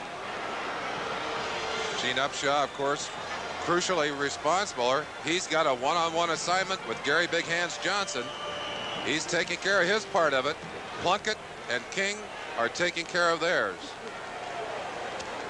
2 new members, relatively new. Plunkett was with the Raiders, of course, last year, but didn't see any action. And now Barr for the extra point. Down the middle. So Jim Plunkett of the Oakland Raiders has thrown 2 touchdown passes and run for a 3rd. And it's 21-7, Oakland. Is that a pass, Len Dawson, that you were expecting? King in the end zone. Well, I'll tell you, Dick, he's working on the linebacker. Number 52 is Ray Preston. And when you have a speed like a King against a linebacker like Preston, it's a mismatch, and generally the halfback is going to come out on top. Kenny King from Oklahoma, one of the many greats for the Sooners. He's a happy personality. He says he wants to wear a peacock feather in his helmet. He has a tradition of wearing a feather in his helmet at practices. He says, you got to get me a peacock feather for the Super Bowl. Well, that to be decided yet. Dan Pastorini, whose broken leg allowed Plunkett to become the starting quarterback. And many feel that that was a turning point in this Raider season. Not to take anything away from Pastorini, but how could he have done better than Plunkett? Bauer at the 11. And he is stopped at the 25-yard line. Jim Plunkett has thrown the ball 6 times as we watch Fouts come on. 5 completions for Plunkett today. 5 out of 6 for 160 yards and 2 touchdowns. That's almost a good game, and he isn't through the first quarter yet. Fouts and the Coryell Aerial Circus now taking the field. Jefferson, top of your screen. Coryell sees Joyner, bottom of your screen, and that's Ron Smith in motion and setting left. A reverse to Smith, well read by Otis McKinney. Not fooled a bit. A yard loss. On the reverse, number 84, Ron Smith, the ball carrier. Good defenses hand out the responsibility for containment. And on this particular play, Smith going outside meets the contained man who strips him to the ground. Ron Smith, a loss of 1. He leaves the game. Winslow in. You got him, Jay. Muncy. Good tackle by 53 Rod Martin around the ankles of Muncy to stop him at the 27, where it will be 3rd down and about 7. John Brody. Tom Flores off with that 2-touchdown lead. How about the thinking of Fouts in San Diego? Well, Dick, Tom Flores knows exactly what Fouts wants to do. He wants to get him in favorable position. 7 down, doesn't put him in one of those. He's trying to get any receiver he can open. Oakland has actually fooled him defensively, and as a result, 1 turnover and not much success. Joyner in motion. 3rd and call it 8. Open is Joyner. And a first down at the 46.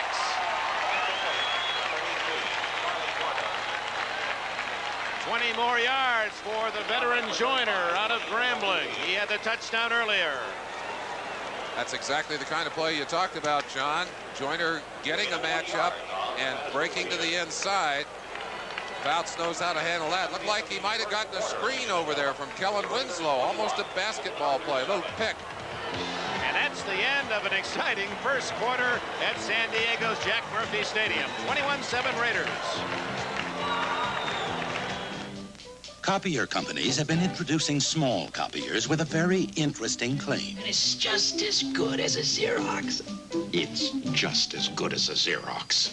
Then one day... This compact copier is very versatile. It even copies on your own letterhead. It's inexpensive, but best of all... I know, it's just as good as a Xerox.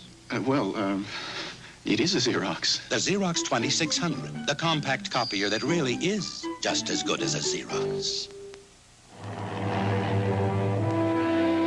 Control 6 to base. Looks like this big old hole in the ground is going to be safe for the night. Over. Then come on, old Pete.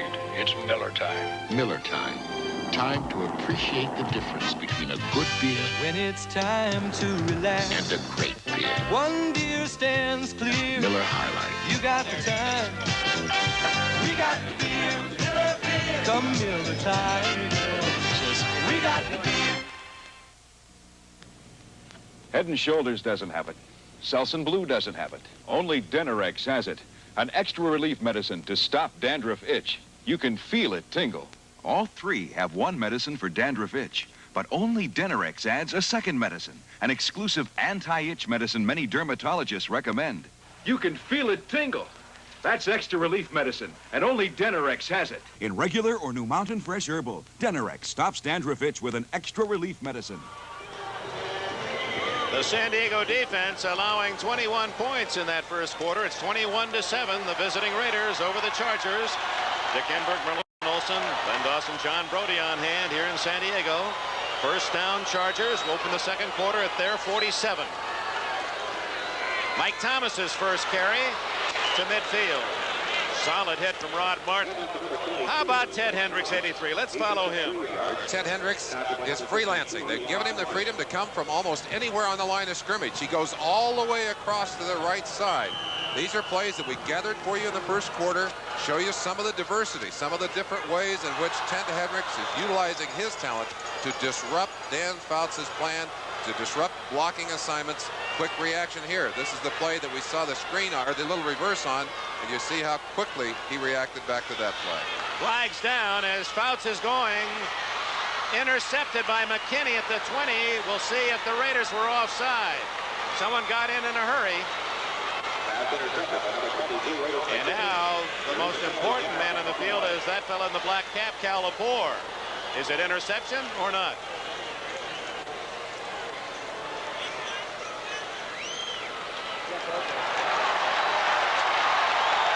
San Diego retains possession. McKinney's interception is nullified. A tremendous play by McKinney. Kellen Winslow in motion. They put McKinney on him down the sideline. Little delay move, and then a sprint for the ball. But that's just excellent defensive play. Picked the ball out, went up at the right moment, and took it away from Kellen Winslow. Well, that is a tremendous athletic effort by McKinney from Colorado, acquired from the New York Giants for a future draft this year.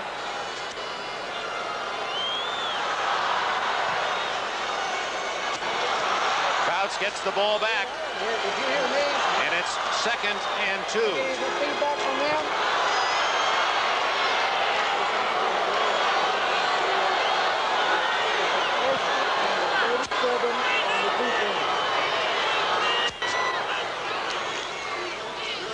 Flanker screen. Oh, Winslow's going to throw the ball. Wide open is Jefferson.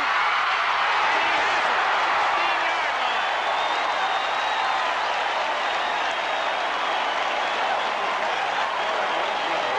15-yard line. Greg McCrary, number 88, in the game. They can use Winslow all over the field. Winslow not only a pass catcher, but a rifle shot. The ball hit so quickly in the hands of Jefferson, it bounced up. He was lucky to pull it down. It's a lateral pass. Boy, he whipped that ball. He did indeed. He's a great athlete. First down at the 16 of Oakland. Muncy with flags down. And Muncy dropped at the 12. Appeared to be movement on the right side of the San Diego line. Let's go back to the last play. John Jefferson said, hey, I had a touchdown, Kelly. You got to just loft it a little bit more. Show you some teeth on that one. Penalty against San Diego will be 1st and 15. There'll be a little play acting on this play. You saw the little delay there at the line of scrimmage, and then the burst of speed into the secondary. Watch the bounce of the ball there. Just took his eyes off it momentarily, but went right back to it. Great body control. Illegal formation, offense, only 6 men in the line of scrimmage. First. Must have 7 men on the line of scrimmage. One of those interior linemen or a tight end lined up off the line of scrimmage, and it's Chuck Muncy receiving some attention on the sidelines. He's been replaced. Mike Thomas, the lone setback. Fouts dumps it to Thomas. Good move. But down at the 21, Matt Millen, 55, the rookie from Penn State. One of only 2 rookies on this Oakland team. The other is backup quarterback Mark Wilson. They call Millen Spike, and he has put the spike in a lot of offensive plays during this season. Has been a most valuable addition. 265 pounds out there today, playing the responsibility, the role of linebacker, but he's just an extra defensive lineman out there. Muncy still being worked on, and now will take a seat along the near sidelines as Fouts stares at 2nd and 14. Jefferson coming to this side. Winslow split left.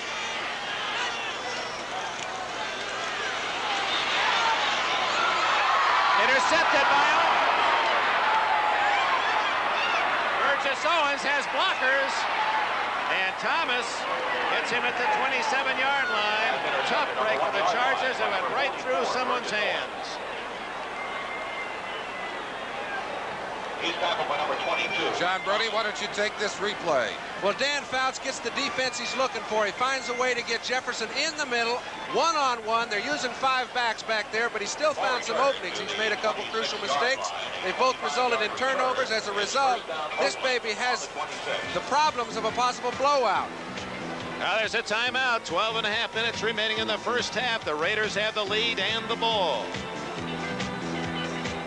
Ford calls Escort the world car with better ideas from around the world. Plymouth Horizon's an American car with some pretty good ideas, too. How do they compare? In an independent test, 50 Americans judged. For styling, Horizon won. For driving ease and riding comfort, Horizon won. Horizon was rated superior overall to Escort's world car, 43-7. Guess that makes Horizon the world beater. From Plymouth. Now with 7% off the sticker price, this Horizon is $920 less than that Escort. But hurry, this is a limited time offer. I've been thinking about the market lately. My broker says now's a good time to look into tax-free income. What'd your broker say? Well, my broker's E.F. Hutton, and E.F. Hutton says...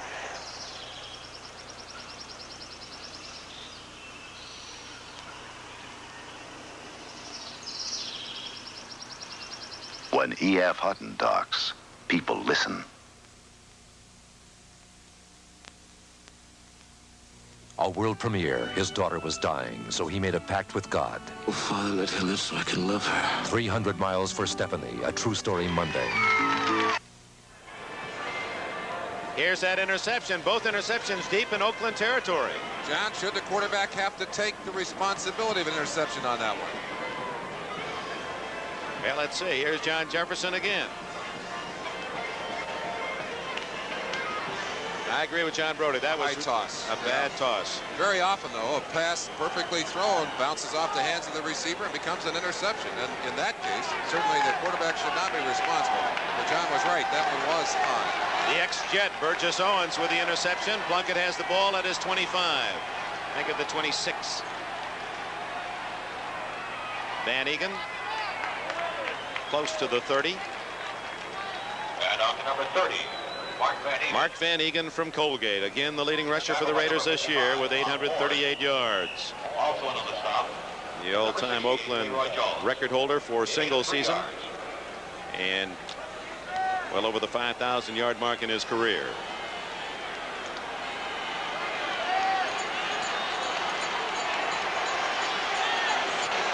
Second down, short 7.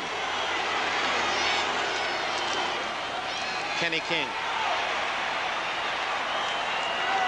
32-yard line as Louis Kelcher, who has not only contributed defensively but also to the local cancer society. He's raised some $75,000 in the bike-a-thon program the cancer people promote here in San Diego. In fact, they had to build him a special bike. The first one he got on, he just crushed both tires. They had to build him an extra large one. Big Lou responding well.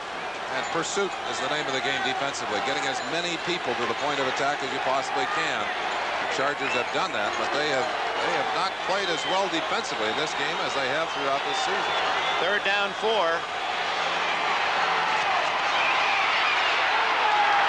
Down he goes. Big Hands Johnson and Louis Kelcher making the play.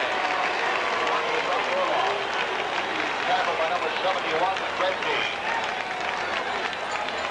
Fred Dean in there again, but it was Kelcher who secured the tackle. Big Lou in there. I think quarterback just pulling this one down. Watch the move on the inside. It's a stunt between Big Hands Johnson and big number 74 Louis Kelcher. Option man, the center, Dave Dalby, picked him up, but he's back in on the action. Let's go quickly and look at that stunt again. The two tackles exchanging responsibility. The center becomes the option pickup man. Had to come over and get loose, so he couldn't get in on the quarterback. Guy nails a long one to Fuller. Oh my, look at this kick. Into the end zone. And Guy rooting for it to stop at the 1. 71 yards. 51 on net. And a timeout.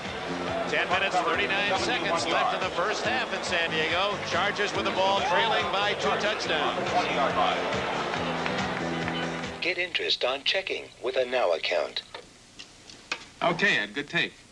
You know, these Now accounts sound great, but let's face it, there's a ton of places offering them. I understand they really vary, and I just don't have the time to check them all out.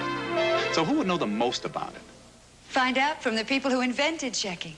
Your full-service bankers. They're professionals who can explain the various Now accounts and advise you on the right one. Look for this symbol of a full-service bank. We've got the answers. The windmill's down, and fixing it won't wait for the weather. And when you've got it going again, you head for the mountains. Bush. Head for the beer that goes down smooth as a mountain stream. Bush. Brewed the natural way for a taste as smooth as its name. Bush. Head for Bush beer. Head for the mountains. See dramatic fourth and final round coverage as top celebrities and golf's top pros try to take home the title of the prestigious Bob Hope Desert Classic next weekend on NBC. Back at San Diego's Jack Murphy Stadium. Chargers ball at the 20 after Guy's kick trickled into the end zone. 71 yards on that punt. Longest of the year for Guy. 21-7 San Diego trails. Mike Thomas breaks a tackle and gains 5. John Matuzak finally made the stop. Let's pause briefly for station identification. This is the NBC Television Network. WKYC TV Cleveland Television, home of the Browns. San Diego the scene. Dick Enberg with Merlin Olsen, Len Dawson, John Brody. The Philadelphia Eagles defeated the Dallas Cowboys 20-7 earlier today for the National Conference Championship. This game started in a wild and crazy manner on a deflected pass that went through King's hands to his teammates Chester. 65-yard touchdown and a fumble by Thomas, and the Raiders say they have it. It's Oakland's ball, and look who pounces on it, Ted Hendricks. It's been that kind of day for the Raiders thus far. They have 2 pass interceptions to stop San Diego drives deep in Oakland territory, and they lead 21-7, and Don Coryell's team is in trouble. Ronnie Dawson made the point at the opening of the show. San Diego leads the NFL in giveaways, that's fumbles and interceptions, and the Oakland Raiders lead the NFL in takeaways. There's another one. Oakland out, endeavoring to capitalize at the San Diego 29. It looked as if Hendricks would not only strip the ball away, but recovered it. Arthur Whittington in the backfield for the first time, and he gets the call. A yard at best. This telecast presented by authority of the National Football League, intended for the private use of our audience. Any rebroadcast or other use of this telecast without the express written consent of the San Diego Chargers and the National Football League is prohibited. Lenny Dawson, get inside of Plunkett's head. You go for a big one here. You get a turnover. You take the shot now.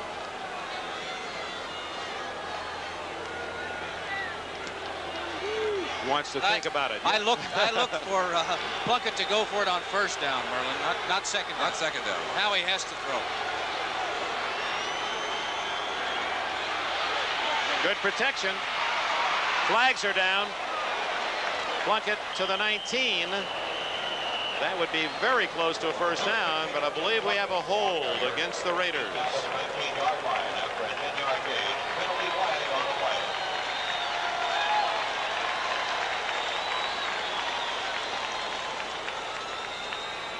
So the Raiders, instead of a near first down or possible first down, now will have Plunkett at 2nd down and 20. Have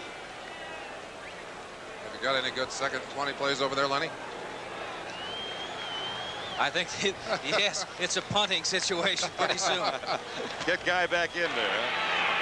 It's holding 61. Offense, 2nd down. Sorry, the number is 65. 6'5". Mickey Marvin, the right guard.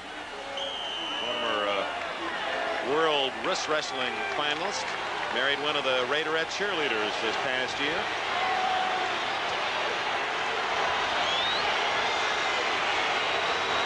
That's King, who has a touchdown pass in motion. Looks like a screen. King, incomplete. Mike Williams on the coverage. At King, Chester, and you see Chester was floating in behind the play. I think he was looking for another deflection. That combination worked for the first touchdown of the game. Actually a misfired play. Big Wilbur Young had read the screen and got out there. Plunkett could not throw the pass on the screen. Ended up going deep, or trying to go deep to Chester. But the play obviously had misfired. The timing was off. The ball thrown a little bit high there. Knocked away by Williams. King unable to reach it. Chester hoping he might bat it up for another touchdown play. Van Egan and Whittington now behind Plunkett on 3rd and 20. I wonder if maybe Gary Johnson wasn't shaken up. We haven't seen much of Wilbur Young during the last half of the year, but he's in there now. Plunkett to Cliff Branch. Look at the speed. Branch has a first down at the 15-yard line.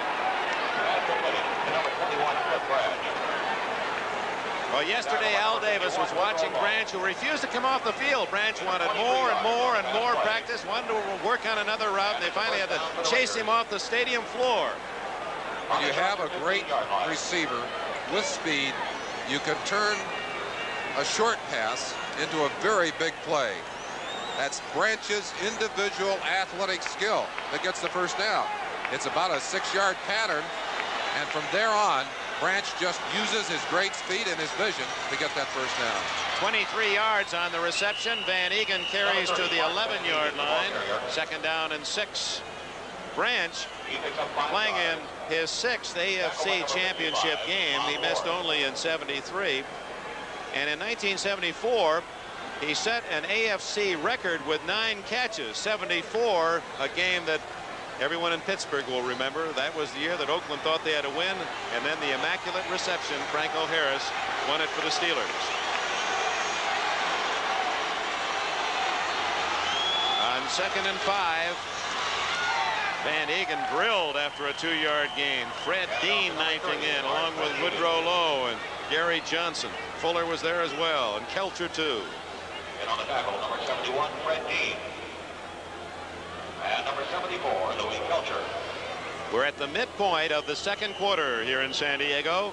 The Raiders in command 21-7 and trying to add to the lead after the fumble recovery. It's 3rd and call it a short 3. Tremendous pressure on San Diego's defense here. They look up at that scoreboard. They can't afford to give up another 7-pointer. Chandler to the right, Branch in the slot, Derek Jensen in the game with Arthur Whittington.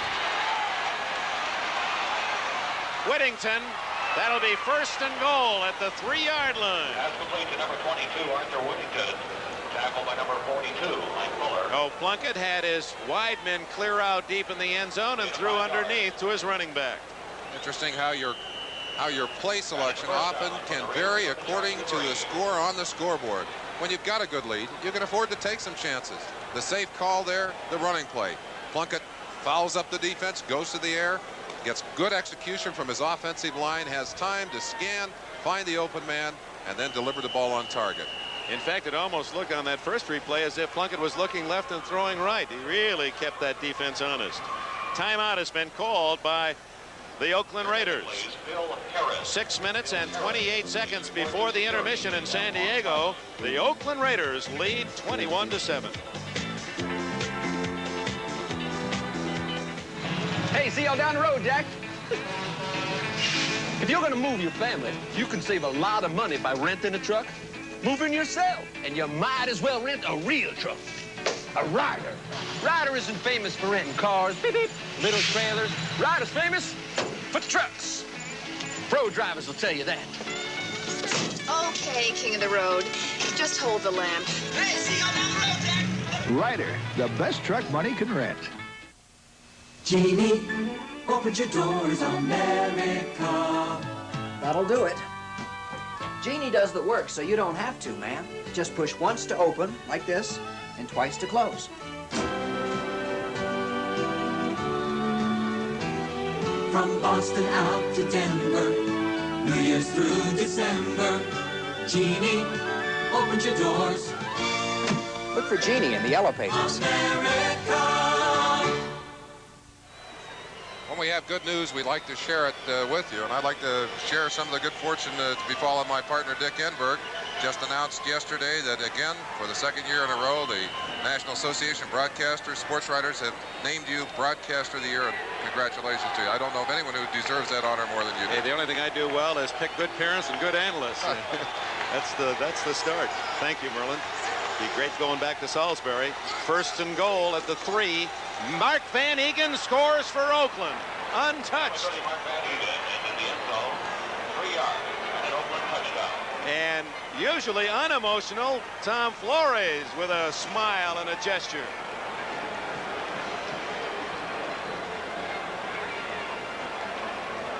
Get a chance to put your helmets on at home. Here comes one right into the living room. Mark Van Egan. Tremendous hole, gaping hole in that offensive line. They just ripped San Diego to shreds on that one, and Van Egan untouched literally as he went into the end zone. Barr's try for point is there, and the Raiders have jumped in front 28-7. I'd like to also acknowledge the fact that it'll be special, that honor of Sportscaster of the Year, to share it with Al Michaels of ABC, a longtime friend, and his outstanding work during the course of the year, and especially from our colleagues, our sportscasters, sports writers. It is a very special honor. Tom Flores, a rather placid man on this sideline, but he does have things churning inside of him. I'm not really a demonstrative person. I get my emotions. My insides are jumping up and down, but on the outside, I appear to be calm. But most of the time, I'm the thinker. I'm thinking one play ahead and what has to be done, what was done, and I just don't show my emotions like some people, jumping up and down, yelling and screaming. But there are times where you'll see me emotional. When we won in Cleveland, I was leaping up and down the air. They just didn't catch it on the camera. Well, we'll be watching it today, Thomas. 28-7 as Barr line drives this one to Bauer. The 10 into that slippery spot, and Oakland has San Diego pinned deep in its own end. Good coverage by Jeff Barnes, the linebacker from California. San Diego Chargers have started their drives in bad field position throughout this day, Dick. Starting on their own 17, then a good position on the 38. They did something with those early possessions. Then on the 20, the 25, the 20, and now deep in there. Flag is down, and apparently Oakland was offside on the kickoff, so San Diego will get a second chance. Dick, one of the things we do know about this San Diego team is that there is not a team in football with more offensive explosiveness than the San Diego Chargers quarterback Dan Fouts. They've looked at a lot of long scores during the season and have come back aggressively in the game. And I'm sure right now Fouts is saying, okay, one at a time. Let's get in there and get one right now. 28-7 the score. How about that, Len? You're following the Chargers and Dan Fouts. I guess you really expect him to pass whether he's ahead by 3 touchdowns or behind by 3. That's for you, John. John Brody. Well, Merlin, in my opinion, there's only one man I'd like to have when I'm down by 3. He's been here before. He's come out on top a few times. Offside, 46 kicking team will kick 30. But he's got a much more difficult task right now, Merlin, because he's playing against 5 defensive backs. Oakland is dictating what they'd like to do. They're coming at will, and he's got to bring them back before half, get 7 points on the board. He can pick up 14. 21's a long way to go. And you look at those turnovers, 3 of them, and 3 touchdowns, the difference in the game. Bauer, the 20, 30, fumbles out of bounds to San Diego. They'll retain possession at the 35-yard line, and Jeff Barnes popped the ball free, but fortunately for the Chargers, it kicked out of bounds. Here's Barnes. Jeff Barnes, number 56, one of the good special teamers, fighting down the sideline, gets off the block there. Good speed, just leveled Bauer. Kicked that ball loose, but it's out of bounds. Ball's been on the ground a lot today, San Diego. 6:05 left in the half. Joyner left, Jefferson right, Winslow in motion. Well covered, and Lester Hayes had his eyes on another interception. He had blanketed Jefferson, and what a remarkable athlete to have to draw the assignment man for man against John Jefferson. I talked to Lester Hayes yesterday about how he was going to play Jefferson. He said, I want to pin his left arm. I want to pin his left arm, stay right tight on him so he can't get that left arm up to control the football. He's playing it there beautifully, although he is playing the ball and the quarterback there, not the man. 2nd and 10 for Fouts. Jefferson be a little short of the first down at the 45.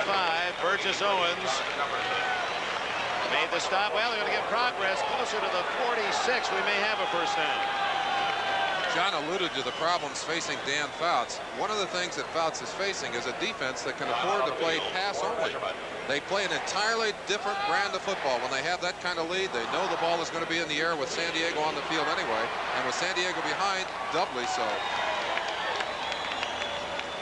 And Chuck Muncie with that bruised shoulder, taking away the top runner from the Chargers. It's a first down. John, is Oakland changing their strategy in the defensive backfield? I think so. It's simple to me that Oakland is doing what they would like to do. Hendricks is freelancing a lot. They're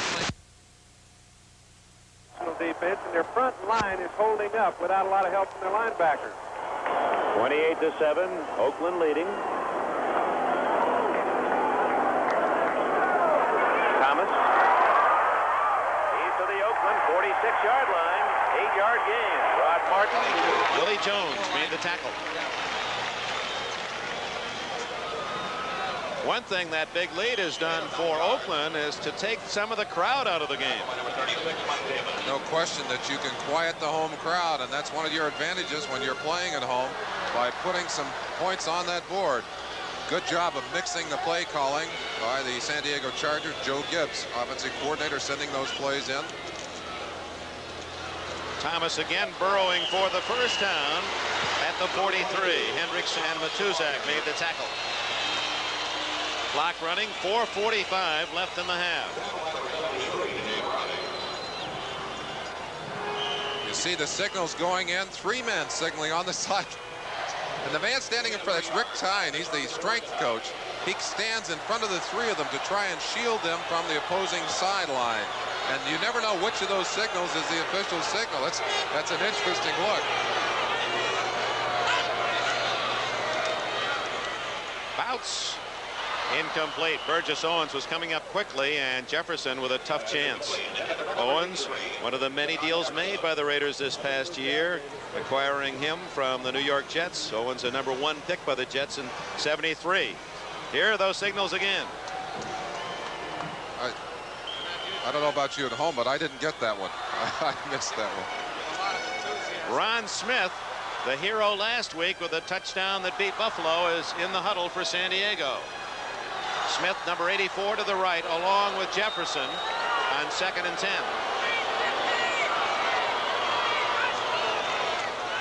Thomas. Out of bounds at the 33. That's close to a first down.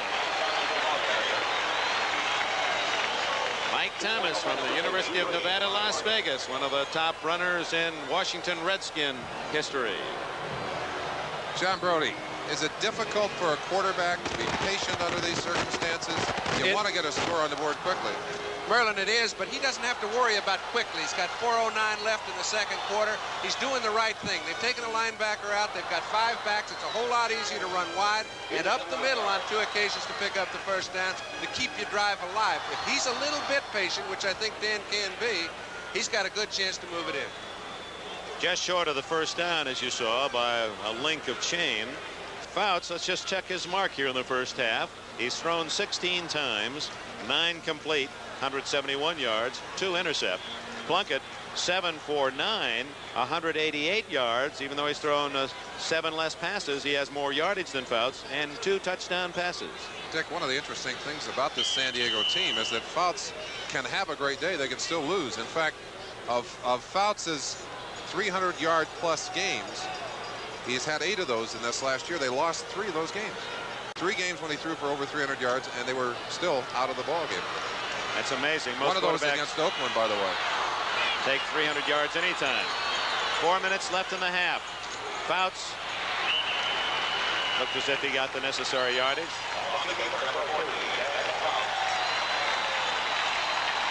First down at the Oakland 32.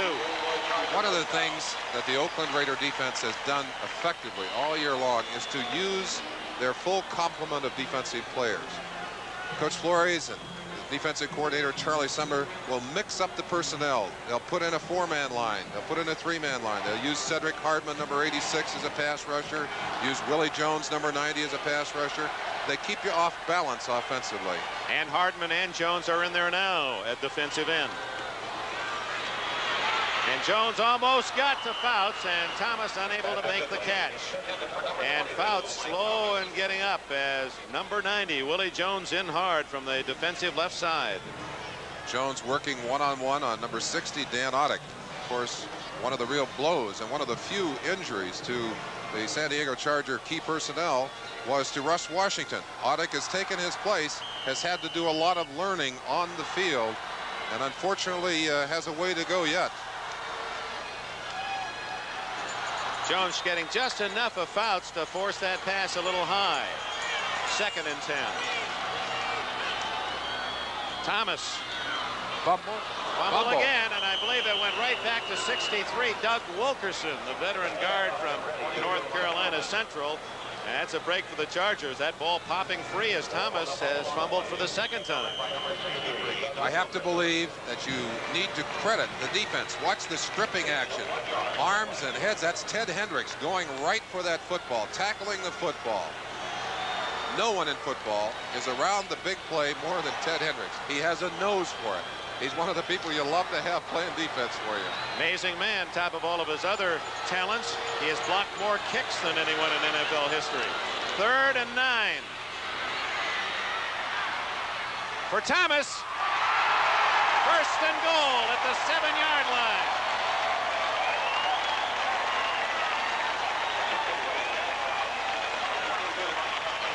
$24-yard play. A rare opportunity to see Dan Fouts run. He normally will not run, but he does here. He gets a little extra time, finds the open receiver. That was not a typical Fouts pass, but I'll guarantee you he'll take that one any day. Bought himself some time as you saw Browning 73 pressuring. It's 1st and goal at the 7. Thomas to the 4. Face mask. Rod Martin and Dwayne Osteen on the tackle. Looked like Thomas was stripped right over backwards. Watch the final tackle on Thomas as he dives off the left side. Good job of adjusting. There was no hole there. That's Rod Martin. Ooh, he's got him from the backside. 2-minute timeout given in San Diego. It comes with 1:58 seconds left in the half. San Diego trying to cut into the lead. This is my New York life agent. How did he get so big in my eyes? When I got married, he suggested a very affordable starter policy. He really grew in my eyes. Later, the same New York life agent gave me brilliant advice in business insurance, and he grew some more. Now it's a policy that guarantees retirement income. My New York life agent stands 10 feet high with me. Ask your New York life agent. He has the answers for you. Are you being robbed by the pump? The K-cars are here! Front-wheel drive Plymouth Reliant K. Highest mileage 6-passenger wagon. Chevy claims Citation has the utility of a wagon. But watch. With back seat folded down, Citation holds only 41 cubic feet to 69 cubic feet for Reliant. And you get higher mileage with Reliant K from Plymouth. Now make your best deal on a new 81 Plymouth. Then get $380 to $1,200 direct from Chrysler on top of it. Next Sunday, college basketball's best battle it out in exciting regional action, featuring Louisville versus Missouri or Indiana against Ohio State. Check local listings for the game in your area. Here's Kellen Winslow's block on that last play. He's responsible for the linebacker, Rod Martin. Martin doing a good job of getting off, and he gets a hold of the backside, pulls Thomas right over backwards. I just saw the head go back. I thought he had a hold of the face mask of the helmet, but he had a hold of his shoulder pads, pulled him right over backwards. That had to hurt. 2nd and goal. San Diego at the 4-yard line of Oakland. They trail the Raiders 28-7. Less than 2 minutes remain first half.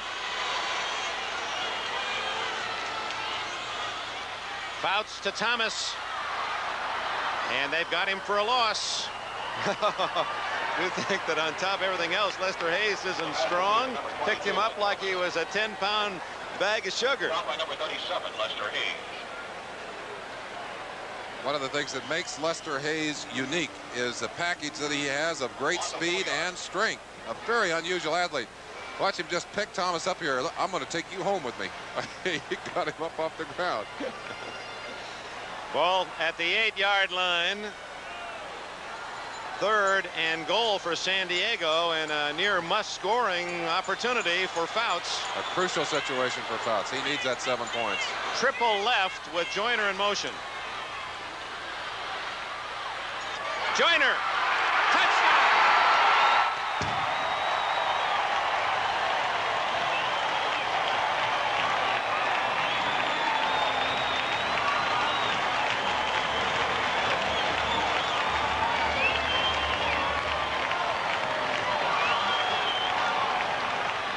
Charlie Joyner, not Jefferson, caught that touchdown. His 2nd of the day. John, take the replay. John. Tell you what he's doing. What he's doing is using 3 wide receivers to the same side of the field. All that is set up because Greg McCrary is back in the game. It allows him to use different formations. He used a lot of patience with those formations. As a result, put on a great drive. A most important touchdown for San Diego before the half. They've cut the Raider lead to 28-14. The Raiders have a minute 5 seconds to get back some more themselves. I used to run through airports. Now I fly through them. With new Hertz #1 Express service, I fly non-stop from my plane to my car without stopping at the counter. If you ask for #1 Express when you make your reservation, your Ford or other fine car and contract will be waiting at the #1 Express booth.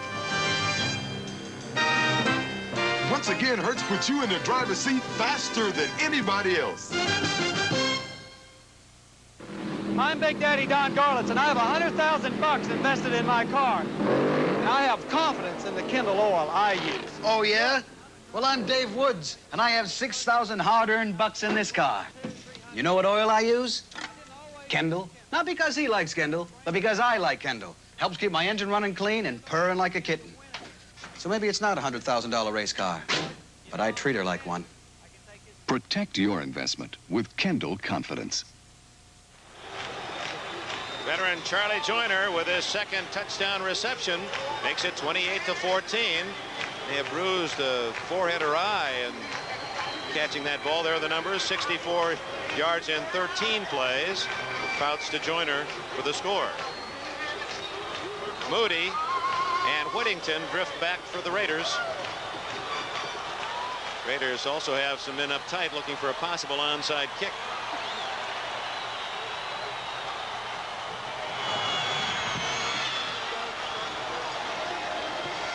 Whittington. Flags are down. Might have been a fumble, and San Diego says they've recovered. They have. Flag down, but I believe it's against Oakland. It'll be the Chargers' ball.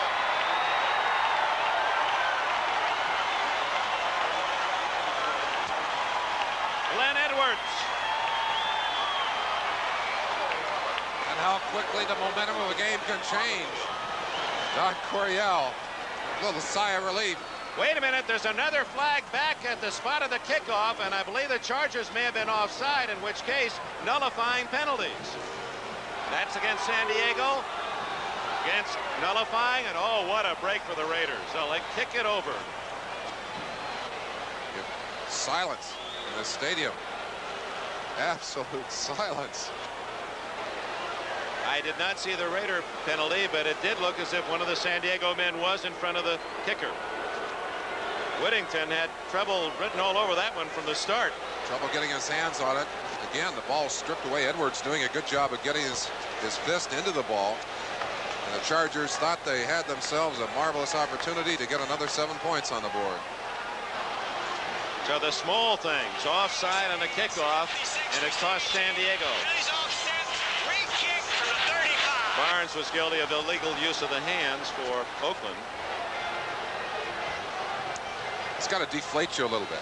You saw that tremendous burst of emotion from the San Diego bench and from the San Diego players on the field, and then suddenly taken away from them. They've got to regenerate now. They've got to get themselves back into the game, and they've got to make certain that they don't allow Plunkett and his Oakland Raiders to come down the field and get more points on the board. They've gotten back to within range now.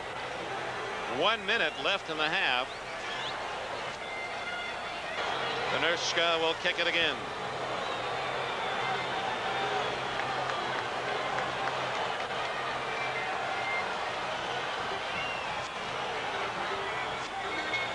From the receiver's perspective,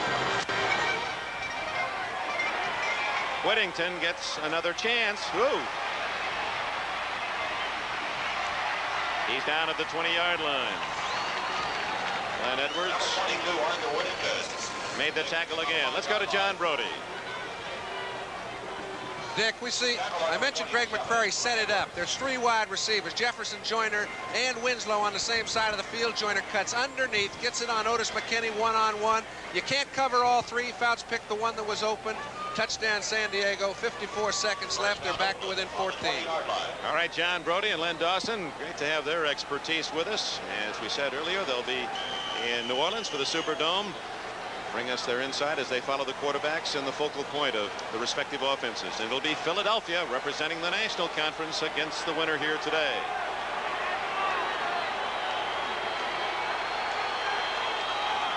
On the ground to Whittington.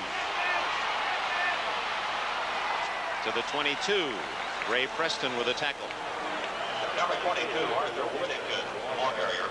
That fumble by Whittington on the kickoff return may have sobered the Raiders. Had they any thoughts of trying to march downfield quickly, you get the feeling when you get that one back, you might be better off just hanging on to it and run out the clock. San Diego calling a timeout. They would like to force Oakland to deal with a fourth down situation if they can. Tom Flores has had his team in much better field position throughout, and those 6 possessions, 4 touchdowns. Interesting how field position can dictate in a ball game. Obviously, Oakland has had a couple of opportunities to start well within San Diego territory. Once on the 49 and once on the 29. Both of those resulted in touchdowns. Halftime, we'll have highlights, some interesting features for you, so stay with us. You saw Jim Plunkett along the sidelines and Don Coryell studying his notes. I'd like to send along our best to Jim's mother. She's blind, as most everyone knows, and listens to the games up in San Jose, California, and follows her son by radio. And Jim says that Mom sometimes can't quite handle the pressure. She gets up and has to take a walk, get away from the sound on television or from the radio sound. But certainly, as any mother would, just pulling for her son to reach that goal of the Super Bowl. How nice it is to see someone who's been written off come back and have the kind of year, the kind of second opportunity that Jim Plunkett has had in this season.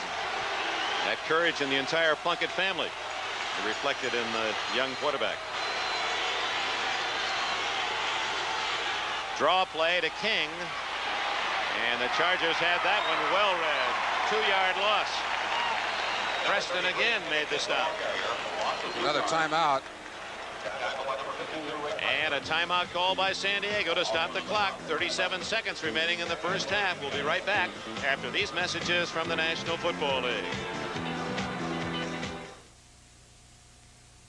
It's hard to believe that less than a year ago, she wanted to end her life by suicide. Hi, I'm Steve Nelson of the New England Patriots. I want to show you how people like Carol who face this desperate problem are being helped by a very special group of people here in Boston. They're called the Samaritans. They provide a 24-hour-a-day suicide prevention service, and the work is made possible by the United Way. United Way works here, and thanks to you, it works for all of us. The United Way. Hello, I'm Dick Enberg, and this is the ultimate souvenir of one of sports' biggest events, the official Super Bowl 15 game program containing dozens of action photos, a week-by-week review of the 80 season, and complete scouting reports of the Super Bowl teams. This is the same 144-page program that'll be sold in New Orleans, so order yours now. Send a check or money order for $3.50 for each program to Super Bowl 15, Post Office Box 15, Houston, Texas 77001. Allow 3 weeks for delivery after the game, but order today. The American Football Conference Championship game here in San Diego. The Oakland Raiders using turnovers to build up a 3-touchdown lead. San Diego has gotten one of those back. 3rd down and 10. Oakland at its 20.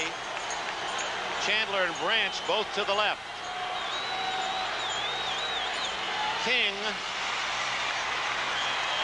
Gain of only 1. Bob Horn along with Glenn Edwards on the tackle. Clock stopped again by the Chargers with 31 seconds left. That's their final timeout. Lenny Dawson, a quick question for you. Anything that Oakland has done in this first half that has really surprised you or shocked you? Well, I'll tell you, Merlin, I'm really surprised at a couple of plays that Plunkett, he's the big play man. He came up with a couple of plays, some touchdown passes. But to Cliff Branch, it was 3rd and 20 on 2 occasions, and Plunkett came up with the throw right on the money that came up with a first down and kept those drives going, and they scored after that. So Plunkett is living up to his reputation as the big play quarterback. There's his speedy receiver, Branch, who on 3rd and long was able on the first occasion to get open deep, and on the second take a short pass and use that blinding speed to race to a first down. do you think that the feeling in the second half is going to change? What does San Diego have to do to get back into this game in the second half? I think very much that Oakland is in a dangerous position. San Diego took enough time to get a touchdown, almost got a turnover. They're in a place right now, if they get a good punt return, they could put 3 more on the board. It's very dangerous to try and contain the ball against San Diego. Oakland better go out and continue what they were doing. Beautiful kick again. Fuller at his 19. 25. 31. Clock stops with 19 seconds left on the change of possession. Lindsey Mason downfield to make the tackle for Oakland. 60-yard kick by Raymond Guy. 13 yards on the return. Not only a 60-yard kick, but miles high.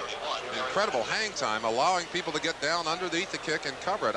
I'm sure that his average in the first half is well over what he averaged in that Houston game. He averaged 51 yards a kick on 9 kicks. I'll bet his average is better than that today. It's going to be close. A sensational weapon, Raymond Guy. Fouts facing a defense playing very loose. Owens is at his own 40-yard line. Complete and out of bounds to Jefferson with 14 seconds left.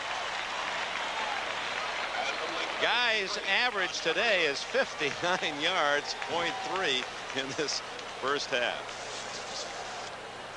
John Jefferson, just an extraordinary talent. He's going to a spot on the sideline, wants to arrive there at the same time the football does. You can't do it any better than that. No, sir. And the happy feet of Jefferson again. How difficult it must be to follow him. Fouts almost intercepted by Davis, and he had a lot of room in which to run ahead and may have been guilty of looking ahead. Willie Jones, meanwhile, applied the heat on Fouts to force that pass awry. 8 seconds left. Jones, or Fouts, of course, I think would like to go back and recall that one. He has thrown a couple of bad passes today. That one under pressure, but still not the kind of pass he dared throw here. Chargers would like at least a long pass out of bounds for a field goal try. They have no timeouts to use. Ted Hendricks is playing shallow center field in the defense. Incomplete. Excellent defensive play by Dwayne Osteen to jar the ball free from Jefferson. 3 seconds left. Defensive backs need to react very quickly to the football. They're watching the quarterback often, although in a man-to-man situation you play the receiver. You see Osteen there playing the receiver all the way, going right for the football. The Oakland Raiders, one of the few teams in football that still are in a basic man-to-man setup, and they'll challenge you. Interesting, the black and silver, they like to be different. One of the ways they are different is their ability to go man-on-man with good receivers. Burgess Owens is at the 5-yard line as they look for that long pass, and here it comes, up for grabs. At the 5-yard line as they look for that long pass, and here it comes, up for grabs. Incomplete. And that is the end of the first half in San Diego. Yeah, we expected plenty of offense, and that's what the first 30 minutes have provided. Turnovers by San Diego, and the opportunistic Raiders taking advantage.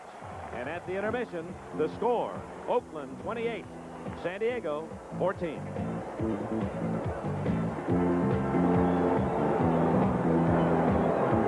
Chrysler's K cars are the highest mileage, lowest price 6-passenger cars in America. With a $59.80 sticker price, less Chrysler's 7% allowance. For credit buyers, a 4-door K car is $854 less than Citation sticker price, $601 less than Fairmont.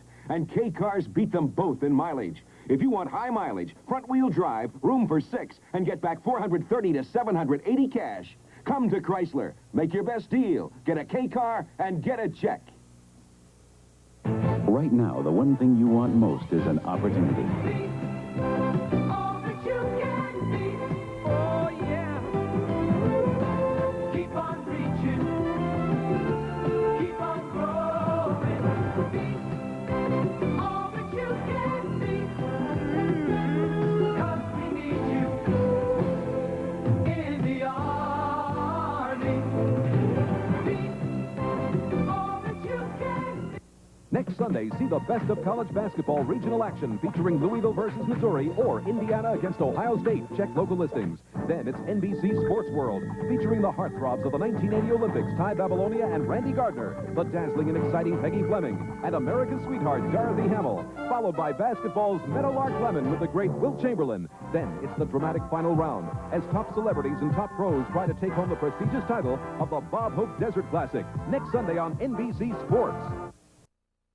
Our score at halftime of today's AFC title game has the Oakland Raiders out in front of the San Diego Chargers by a score of 28-14. Dick, Merlin, I guess the story of the first half, quite simply, is a story of turnovers. The Chargers have been sloppy.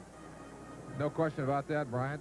In fact, the turnover possibilities were set up very early. Two teams that, in San Diego's case, they bounced the ball around, they've had interceptions, and Oakland very opportunistic in the way they've handled them. You know, when it rained this morning, Brian, I think a lot of the players woke up with the same feeling that, uh-oh, that's another thing to worry about. The rain, and maybe with the bad weather, there might be the turnovers, and there were occasions where that feeling came out in this first half. I think in an emotional game, too, the ball tends to bounce around a little bit more. The Raiders have hit, I think, harder than San Diego the first half. A lot of good hitting. Dick, Merlin, it appears to Mike and I down here as if Oakland's front line is just handling San Diego's defensive front. Is that the way it looks to you upstairs? I think they've certainly given their quarterback Plunkett a lot of time to throw, and that vaunted rush has gotten to him a couple of times, but very late. He's had time to throw the football, and often much more than they would like to allow him. And San Diego, don't forget, they were down twice deep in Oakland territory, Bryant, and coughed up the ball. If they score, we have an even game at 28 at the intermission. Okay, Dick, Merlin, thank you much. Our score at the intermission is 28-14. Let's turn our attention to the first half. It was the first half that the Chargers would sooner forget. Their problems began, actually, on the third play from scrimmage. You see Jim Plunkett there. Third play from scrimmage, he bounced one off the hands of Kenny King into the arms of Raymond Chester. Well, you recall the John Mackey rule. Raymond Chester took it the other way, 56 yards. Suddenly, the silver and black is up by a score of 7-0. But this one was a wild one from the start. First play from scrimmage for the Chargers. Dan Fouts up top. Into the hero of last week, Ron Smith, 55-yard strike. Looked like San Diego was going to come back and tie the ball game immediately. But instead, Lester the interceptor. Look at this. The man has 5 pickoffs during the postseason to go with 13 in the regular season. It stopped the San Diego drive. Still, Dan Fouts did manage to tie the ball game up by going upstairs one more time. When you're in a clutch situation, you look to number 18, Charlie Joyner. Dwayne Elstein was all inside his jersey on this play, but instead, Joyner comes away with the ball. Just like that, San Diego had tied the ball game at 7. It was left then to Jim Plunkett, who hit 7 of his first 9 passes to march his club down the field. He did that. Then when he couldn't find a receiver, ran it the final 5 yards for a touchdown that put Oakland ahead by a score of 14-7. Following a Fouts interception, Plunkett in position again for a touchdown. 21 yards into the arms of Kenny King, 21-7 Oakland. Then after Williams coughed up the ball in a fumble, Mark Van Egan made it a 28-7 ball game. This was before Fouts into the arms of Joyner to cut it to 28-14. This as we near the end of the first half. So that's how we stand right now. Oakland's out in front of the scoreboard. San Diego, unfortunately, all out in front in the turnover department. We're going to get back in just a moment. We'll come back with highlights of the Philly game right after these messages from your local station. The first time on TV, a ventriloquist, his girlfriend, and a dummy. Who's the killer? You never really told why you were here. Take the knife on up the hill. No, I can't do it! Kiss the girl goodbye. Magic, a terrifying love story starring Anne Margaret, Sunday. I come back after 2 days of climbing the North Face. To what? Light beer. Did you ever taste light beer? Just try a Coors Light. The surprising taste of Coors Light. Say, all right. Comes from pure Rocky Mountain spring water and high country barley. Poured all right. Really good. And a way of brewing that squeezes a lot of the calories out but leaves all the taste in. Hey, I am really surprised. Coors Light. Surprise is how good it tastes. Your Production Credit Association. We have the knowledge and understanding it takes to help Valley farmers grow. Farmers like Dub Lusk of Tulare have come to rely on PCA for the money power needed to ensure a successful season. Dub's been a PCA member for 15 years because he knows PCA understands his needs and can make his money work as hard as he does. Maybe it's time you got to know your Production Credit Association. We're here to help you keep growing. To get the most money possible for your trade-in, drive into Frontier Chevrolet. Your used car is needed to keep up with the busy used car sales pace at Chevy Square. Now's the time to get the highest trade-in for your used car. Frontier will do whatever it takes to get you into one of these new Chevrolets. Extra trade-in allowances for your clean used car and Frontier's price add up to a new Chevrolet for your family. Trade for your new car or truck tomorrow at Frontier Chevrolet. Frontier Chevrolet. Spare time? Call the Volunteer Bureau. Joined now by Mike Adamley. We've been watching Oakland-San Diego go at it for the second Super Bowl berth. Earlier today, Philadelphia decided the first one by turning back Dallas 20-7. And Michael, the hero of the game, was young Wilbert Montgomery. Now, coming into this one, everybody said, hey, he's a little guy who's been beat up. But from the opening gun, when he scored a touchdown, it was his ball game, 194 yards. Well, watch him go. This one went for 42 yards and gave Philadelphia a 7-0 lead all week long. Dick Vermeil had been selling wolf tickets, saying his team wasn't healthy. But watch Carl Hairston here. Well, he makes Danny White fumble. This was in the third period after it was 7-7. It set up a Tony Franklin field goal, made it 10-7. White did not have the best of ball games. He completed this one to Jay Saldi, but Tony Dorsett, with a fumble, spoiled the drive. Well, this touchdown pass went for 28 yards, and as you said, it made it 10-7 in favor of Philadelphia. But watch what happens here. Wearing the cursed blue jerseys, number 33, usually reliable, coughs up the ball, and Philadelphia has it, and they're in business again. Well, it set up a Leroy Harris touchdown of 9 yards. This after Jerry Robinson returned it. When Harris went over from 9 yards out, it made it Philadelphia 17, Dallas 7. Fans in Philadelphia were going nuts in 5-degree weather. Harris taking it 17-7. They added a Franklin field goal, and now it's 20-7. Philadelphia the winner. Does that surprise you? Well, not at all, really. I think that the key to here was we watched Wilbert Montgomery go 54 yards for the last touchdown of the game. And what a day he had. It's a new NFC Championship game record. The key for Philadelphia, as it has been all year long, is to keep their key people healthy. Jaworski stays healthy. Wilbert Montgomery stays healthy. Philadelphia is going to win. I think also they got a great day out of their defense. Okay, let me ask you real quick, and we're getting in a hypothetical situation. How does Philly stack up against either one of these teams as we look down the road to Super 15? Well, you know, they played them both during the course of the regular season. They whooped Oakland pretty bad, and they just lost to San Diego by a point, so I would say pretty well. Okay, final again from Philadelphia was Philadelphia 20 and Dallas 7. So we know one of the teams in the Super Bowl. We're still trying to figure out the other one. Oakland right now out in front of San Diego by a score of 28-14. We turn our attention now to two people who have been dominating the news all week, both of them coming out of Houston. One is Earl Campbell, the other Bum Phillips. Bum Phillips, as you know, is out of a job and courting New Orleans, and Earl Campbell, well, as we hear from this story by Neil Roberts, he's thinking about renegotiating. For 3 seasons, Earl Campbell has been a dominant force in the NFL. Now Campbell is saying, through his agent, Will Stewart, he's willing to sit out next season unless he is traded or his contract is renegotiated. The Oilers' stand is simple: no renegotiation and no trade. Earl was upset with the firing of Bum Phillips on New Year's Eve. He and Bum are extremely close friends. Yet Campbell insists his present stand is not a backlash to Bum's firing.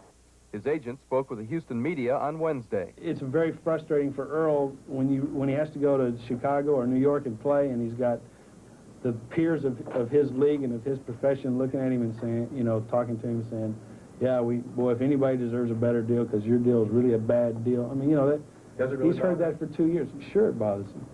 Earl's original contract was renegotiated at the end of last season. His current deal is for 5 more years, calling for $300,000 a year plus incentives. But much of this money is said to be in deferred payments, and he wants his money up front. He also feels this could open the door for his teammates. There are a lot of players on the team that are very unhappy and have been for a long time. It's not a new thing. It's at least for the last couple of years. And I think the Oilers feel, obviously, that if they can say no to Earl Campbell, they can say no to anybody.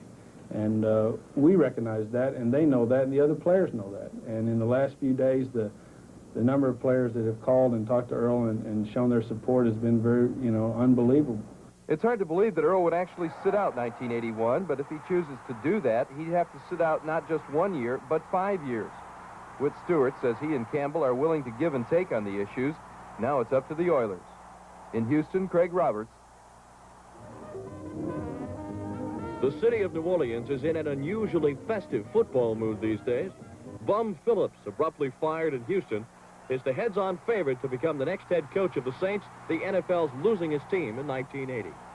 Oh, I think it's great. I think his personality and the way Bum Phillips is be good for this city. Well, I've been a Saint fan for 14 seasons, and I'm just as tired as anyone else of seeing them lose.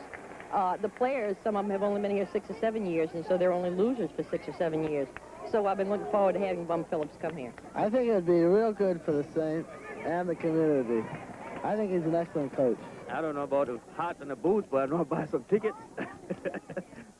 As for Phillips, the feeling is strongly mutual. If given the opportunity, he boasted he would pack his cowboy hat and boots, saddle up, and ride into New Orleans. How quickly? Like tomorrow. Phillips has met twice with Saints owner John Meekum, and he himself admits that Phillips is in fact the front runner. And that has them bum crazy way down yonder in New Orleans. I'm Ed Harding for NFL 80. Whatever their problems, Bum and Earl are home for the season, and the day belongs to the Chargers and the Raiders. One of them only has 30 minutes of football left in their season. It's 28-14, the second half, right after this. It's a new year and a new season when you catch the Blues, the Hill Street Blues. You've never seen cops like Detective Belker. He's a real animal. Hill and Renko, the crack street team. They stole my car. And Captain Perillo, the man who has to hold it all together. Holster those weapons. It's in order. The Hill Street Blues premiering soon on NBC.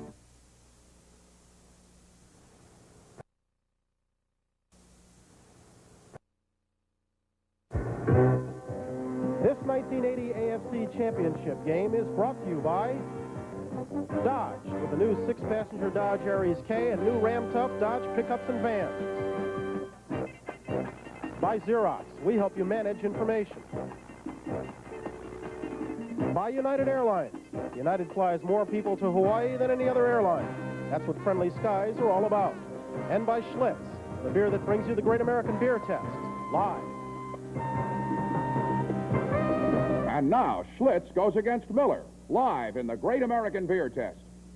Hi, beer fans. I'm Tommy Bell. At halftime, it's Oakland 28 and San Diego 14.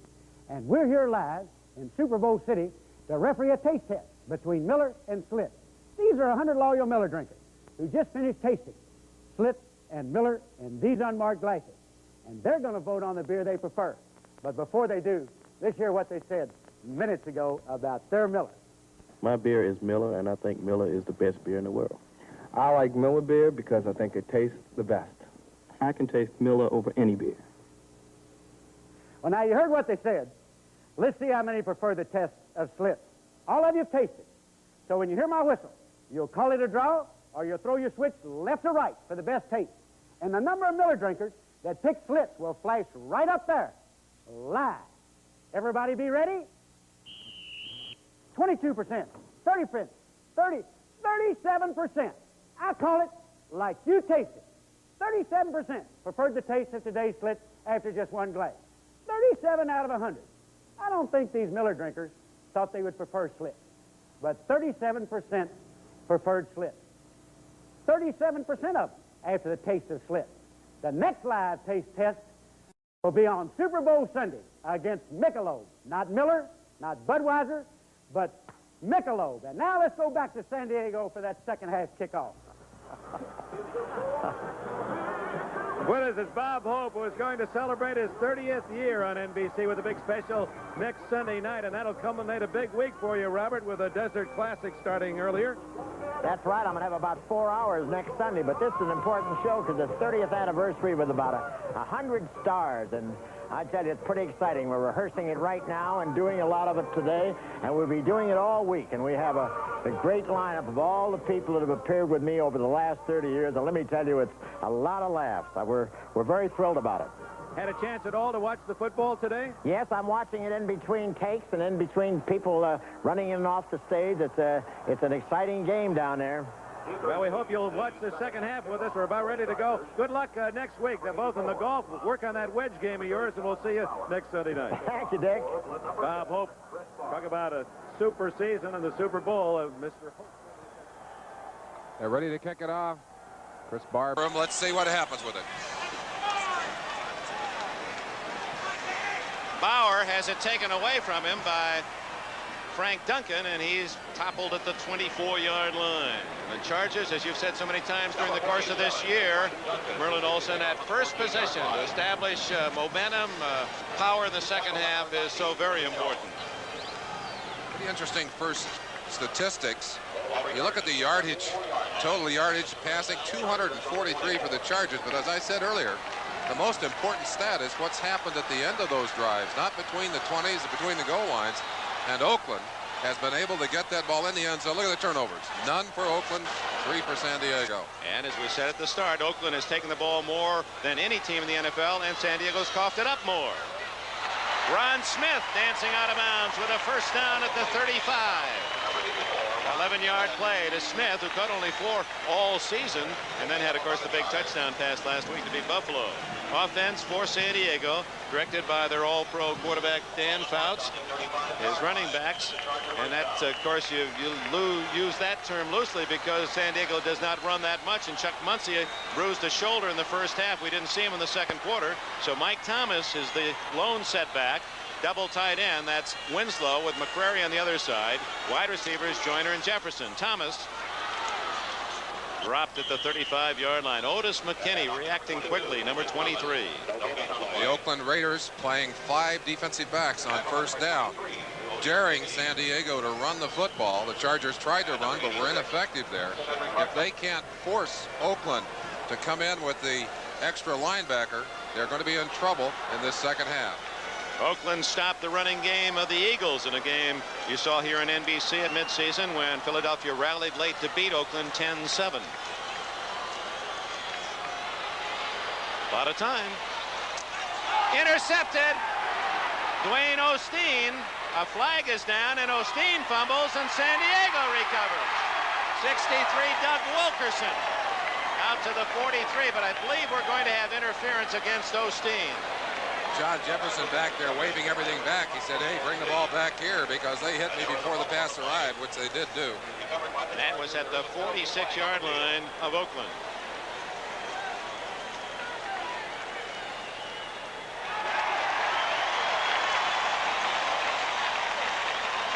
Now the Raiders trying to continue the pattern of pilfering Fouts passes, but Osteen a bit too rambunctious on that effort. Osteen, who was acquired from the Los Angeles Rams, has been a valuable acquisition, but he is the guy you almost have to go after in the secondary because you don't want to have to challenge Lester Hayes. Watch the end of the play here with the ball in the air. Osteen will come over the top of Jefferson right there, and that's the penalty call. Doesn't he have a right to the ball, to go to the ball? Not when he climbs over the top of the receiver to get it. That was the argument by the Raiders, and of course they've lost it. From the 46. Fouts is down. Cedric Hardman has the first sack of the day for the Oakland Raiders. The veteran Hardman from North Texas State, an all-pro with the 49ers and having a big year at the age of 31. So Fouts loses back to his 45. Fouts is not a terribly mobile quarterback. Tries to swing. Tries to get away from Hardman, but Hardman strips him down, puts him on the ground. 2nd and 20 to go. Obviously, San Diego needs to get something going in the second half. Down 14, they can explode. But they need to get it going now. Joyner left, Jefferson right. Incomplete, trying to find Jefferson in the middle of that Oakland defense. Appeared they had a zone coverage on that time. Cedric Hardman again applying pressure on Fouts. I think the key for the Oakland Raiders is they've been able to get pressure on Fouts with 4 rushers. They haven't had to go to the blitzes that they have used in other games, and you don't want to blitz Fouts. Fouts scores when you blitz him. He reads the blitz. He takes advantage of it. They've been able to do it with that offensive line. Hardman with 2 sacks. Jones, Browning. They're doing a good job of attacking, and although they have not sacked a lot of times, they've not sacked Fouts, they have made him very uncomfortable in the pocket. Big 3rd down throw. He's got Joyner. First down, 28-yard line.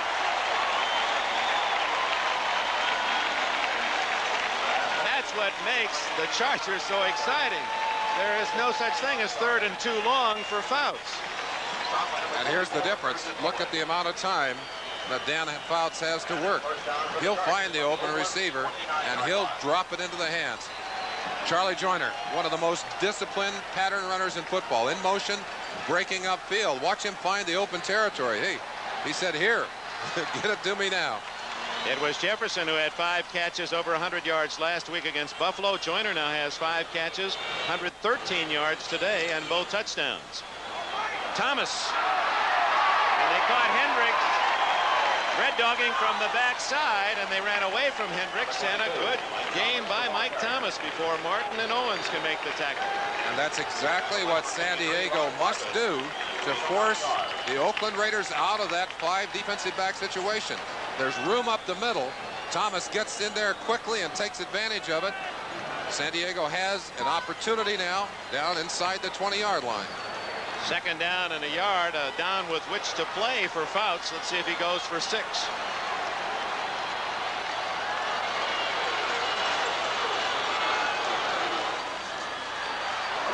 Solid hit about at the 19. Rod Martin drilling Thomas.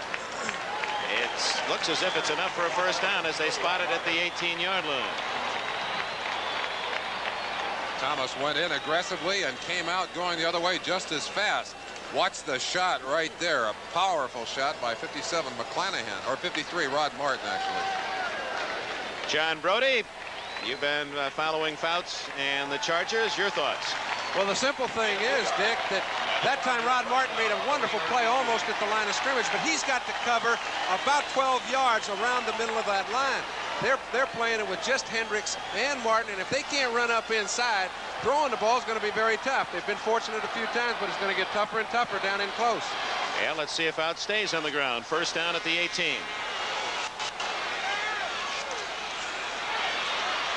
Going deep. That was Jefferson and Hayes matched up. 2 All-Pros. Jefferson nodding his head to Hayes as if to say, that was a legal bump. We were both going for the ball. Hayes with an interception in the 1st half, his 5th in the 3 playoff games. You don't want to shake hands with Lester until he's had a very good shower. Watch the interaction between these 2 great players. Lester Hayes looking back, trying to find that football. Jefferson had 13 touchdown catches during the season, 3 of them against Lester Hayes, and there weren't many thrown on that man during the season. And Hayes with 13 interceptions. Ron Smith at the 8-yard line. That's going to be close to a 1st down.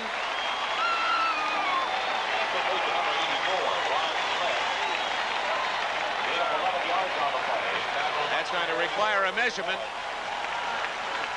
Dan Fouts again scanning the field. He finds the open man and drills the ball to him. Dwayne Osteen, 35, number 44, Burgess Owens. A little bit of space between them. Fouts takes advantage of it. They're going to measure for the 1st. And it's 1st and goal.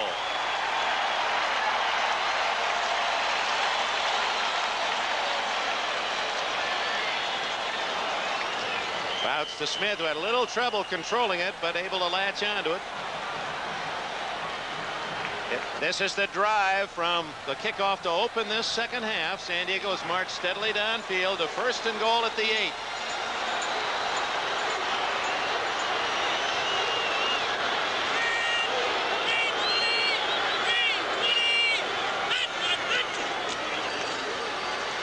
Lots of time. Hit the crossbar. Jefferson and Joyner crossing in the end zone. Lester Hayes is right there covering again. It looked like there was room to run up the middle, but Dan Fouts is not a running quarterback.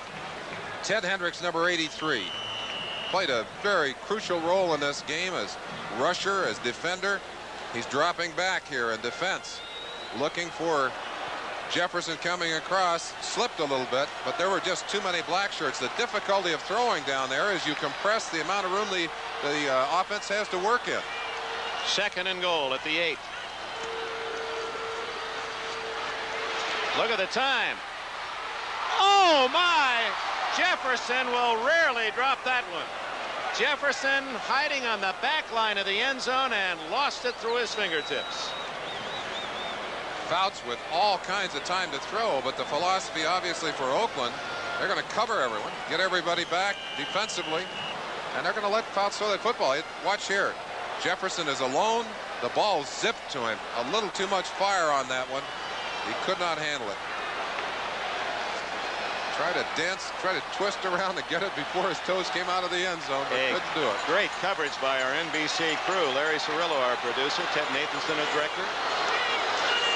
3rd and goal.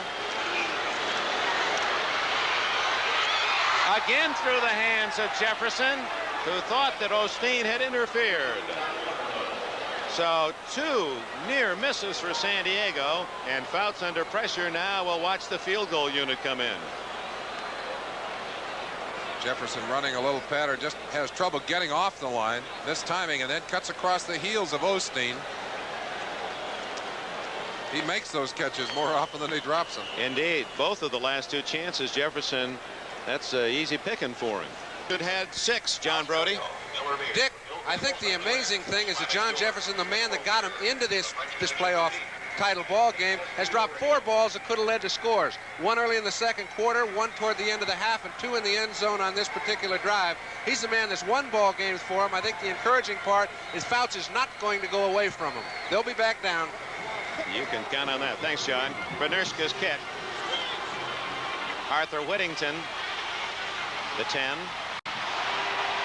And to the 22-yard line to match the number on his back, the former SMU star. So the Raiders have the football for the first time in the 2nd half. What do you expect, Len Dawson, from Jim Plunkett? Well, I know this, and he's going to have a wonderful opportunity on 1st down because they are ahead. I think you're going to see the linebackers of San Diego coming up close to the line of scrimmage to stop the run. He has not been able to get the ball beyond the linebackers because they get such great depth. I think on 1st down, it would be a great opportunity for the Oakland Raiders to throw some play-action passes and get behind the linebackers. All right, Plunkett, there are his first half statistics. Branch and Chandler both to the right. Chester, the tight end, on the left. And Plunkett's going to throw on 1st down. And one hops it to Chandler. Chandler was wide open. One of the things you notice about Plunkett, he throws some passes with great zip and accuracy, and other times it would appear that he loses confidence in a pass. He does not throw it with velocity, and the end result is that it ends up being a pass like that, poorly thrown and occasionally intercepted. Chandler back, very happy to be back on the West Coast. He was the one Raider who suffered some frostbite in the win at Cleveland last weekend. He's also playing with a dislocated thumb and a dislocated finger. Good protection underneath to Chester, and he is met solidly by Woodrow Lowe. 3rd down 6. Plunkett getting a chance to examine the defense of the Chargers.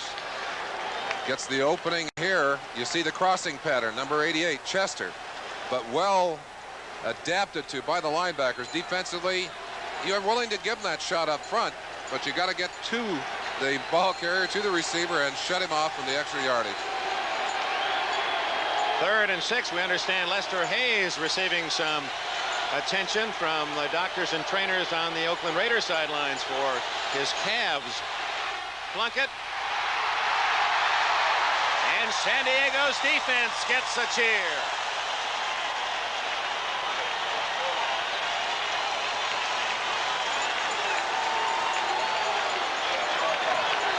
Apparently Hayes is all right. That's the 5th sack by the Chargers. Leroy Jones, his mother Josephine, down in Mississippi. He hasn't seen her for 2 years. He wants to get to the Super Bowl because Mama's going to get her tickets, and they can have their reunion. Raymond Guy. The early momentum here, Dick, offensively and defensively, swinging towards San Diego. They've still got a long ways to come to get themselves back into a tie with Oakland. Only Fuller back, 10 men on the line for San Diego.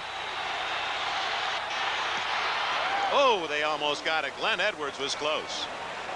Fuller at the 31. 45. He's all the way to the 41-yard line.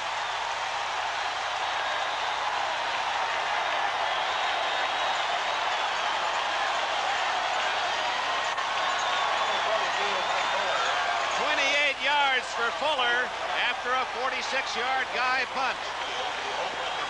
Sometimes Ray Guy kicks the ball so far that it's hard to carry. Hard to get down there to make the tackle. Unusual to have a good return off a play of this kind. With the block coming, there's no organized block, or there's no organized return. And we're very lucky that's almost all individual effort coming back. Mike Fuller, a great effort. Mike Thomas takes it to the 38 of Oakland. We have 8 minutes and 35 seconds remaining in the third quarter. Oakland leading first 7-0, then San Diego tied, then Oakland ran off 3 touchdowns, 28-7 before the Chargers scored late in the first half. San Diego's first possession of the second half led to a field goal. After 3 plays and a punt, San Diego back in business. 2nd down and 7.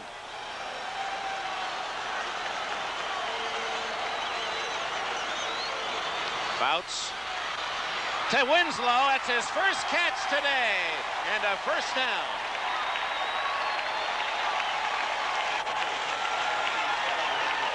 Winslow, going into the second half of this game, had completed more passes than he had caught. Remember, he had that long pass in the first half. Excellent play. Fouts getting a lot of time, zips this one on a string. And Winslow, what a graceful athlete he is for a man that tall. No question. People are going to go looking for Kellen Winslows and try and put him at tight end if they can find him. First down. And a whistle. There was movement before the snap. Jefferson, all for naught. Mike Thomas might have nudged forward before the snap. Egan has a first down at the 15. 3 minutes and 20 seconds left in the third quarter. And we're all excited, as you well can imagine, to be sharing with you that Super Bowl experience 2 weeks from today. The entire crew will be in the Superdome in New Orleans. It's a big, big day, so make your plans, have your parties, join us early. A spectacular pregame show. NFL 80 is arranged, and then the action. The Eagles will meet the winner of this game. If Jim Plunkett can get it in the end zone here, he certainly improves the chances for his Oakland Raiders to be in that game. That's Branch in motion. Van Egan. Nicely read by Fred Dean, who trailed the play and made the tackle. Picks up 2 yards. Tackle by number 71, Fred Dean. Lots of pressure on the defense here.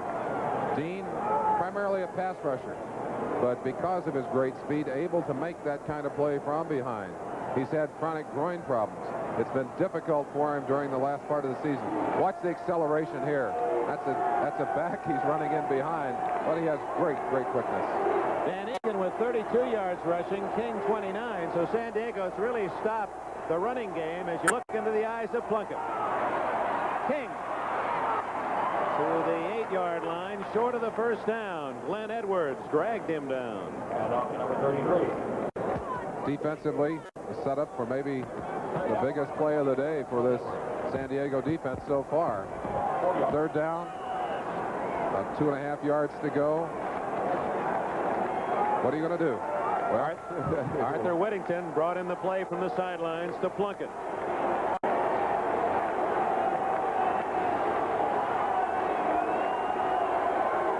Almost 3 yards for the first down. Whittington ran into his quarterback, and he is stopped.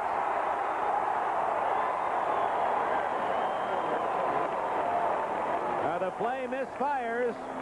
Fred Dean with the ball, but going nowhere, and now the field goal unit comes on for Oakland. Tremendous penetration on the right-hand side. Watch the pressure coming in right there. It's Gary Johnson, I believe, 79, diving for him. He had to change the pattern of the play, and Whittington had no chance. But if you can get into the backfield and cause problems for timing, you can make that kind of play defensively.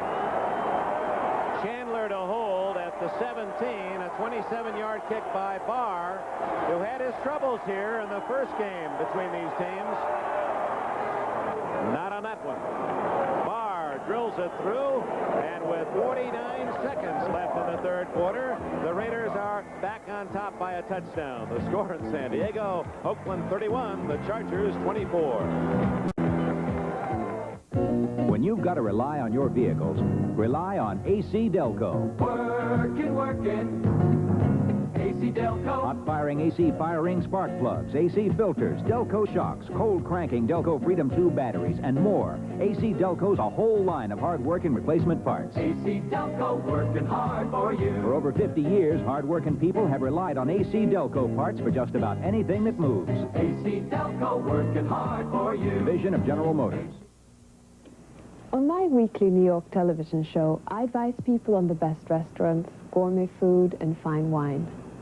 Of course, advising about wine can be difficult, but a wine I confidently recommend is Hearty Burgundy from Ernest and Giulio Gallo, a delightful wine with a most enjoyable taste.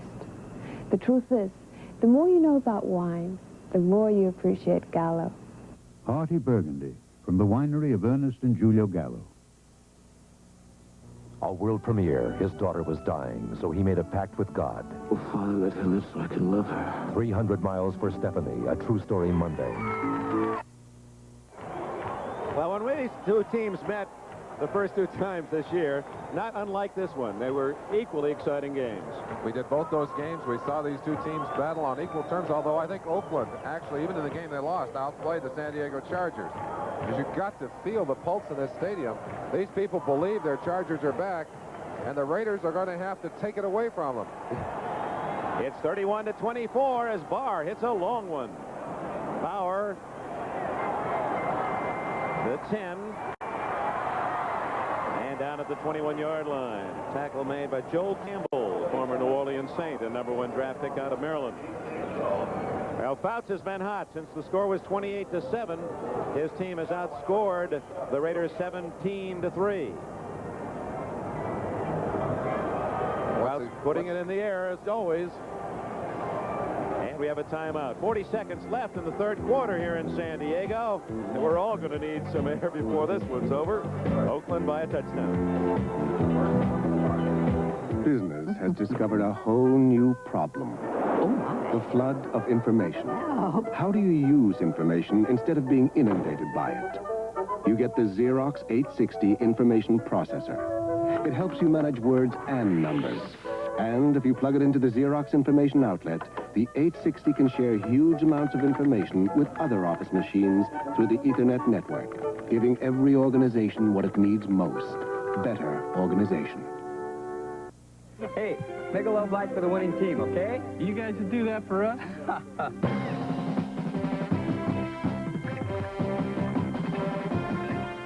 Would a bunch of guys really go at it this hard just for a beer?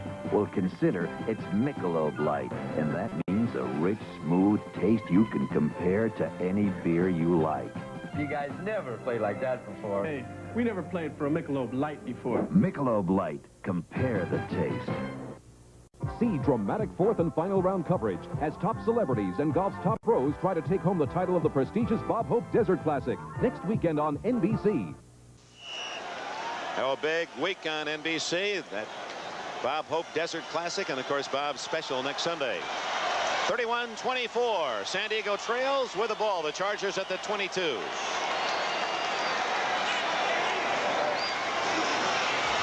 Bouts going long for Jefferson. Incomplete. Dwayne Osteen on the coverage. Jefferson hit hard on the ground. John Brody, take us into Dan Fouts' huddle. I think, Dick, when you start talking about the thoughts of Dan Fouts, there's one thing he has to guard against. He's home. I know he's excited. His group thinks they can score touchdowns at will right now because they're on a hot streak. But remember, Matt Millen is not in the middle. They're playing pass on first down, second down, and third down. You notice how little time he takes to throw the ball, but they've got to run something up the middle. I noticed they had Muncie in the last play. They've got to work something on the ground because Matusik has got to stay at home if they're going to keep him off the passing. Ted Hendricks can't get him, but Willie Jones does, and Fouts is sacked for the second time. Could well be the last play of this third quarter. 29 seconds left. It was Hendricks who forced Fouts to look elsewhere as he went firing in from a position on the opposite side from where you normally would find him. Doing his freelancing, he'll work all up and down that line, and And he really makes it tough on the offensive linemen and the pickup people with backs who are supposed to be taken care of. But again, it's that bad matchup for San Diego. Willie Jones on Dan Audick that cost him the sack. See if Fouts gets a play off before the end of the third quarter. 14-13-12. Greg McCrary is in at tight end. Jefferson and Joyner both to the right. This is 3rd and 15. Jefferson slipped as he made his cut. 1 second left in the quarter. And Fouts very slow in getting up. It was Hendricks again coming in hard. Watch Jefferson as he makes his cut here. Plants that foot and just trips. And that's dangerous because that ball is already in the air. Meanwhile, Kellen Winslow took quite a pop. Monty Jackson 42 on the coverage. I see. He pulled a muscle. He pulled calf muscle, did Winslow. That should not be serious. Looks like it might be a cramp, Dick. Partridge. Oh, short kick. But it takes a nice bounce for San Diego. Ira Matthews is to the 49 of Oakland. Tackle made by Hank Bauer, and that is the end of the third quarter at San Diego's Jack Murphy Stadium. The score after 3, Oakland 31, San Diego 24. We'll be right back after these messages from your local station. Friday, January 16th, William Conrad is Nero Wolfe, the world-famous detective of mystery novels. You hired a professional assassin. And introducing Lee Horsley as Archie. Next Saturday, it's Walking Tall, Bo Svensson as the real-life Sheriff Buford Pusser. Book those two for attempted murder. 2 new series. Nero Wolfe premieres Friday, Walking Tall premieres next Saturday. The Holiday Casino in Rocky Centers present the all-new Wild World of Burlesque 81, still only $6.95, including 2 drinks, starring the Fabulous Walkers with the Zany Volantes, Jay Nemeth and Nikki, Jacqueline the Disco Queen, plus the most beautiful girls. The Holiday Casino is still the best bargain spot on the Strip with the famous $1.17 deluxe breakfast, the big $2.47 luncheon buffet, and the super $3.47 dinner buffet with tender roast beef and deep Southern fried chicken. The Holiday Casino, call 732-2411.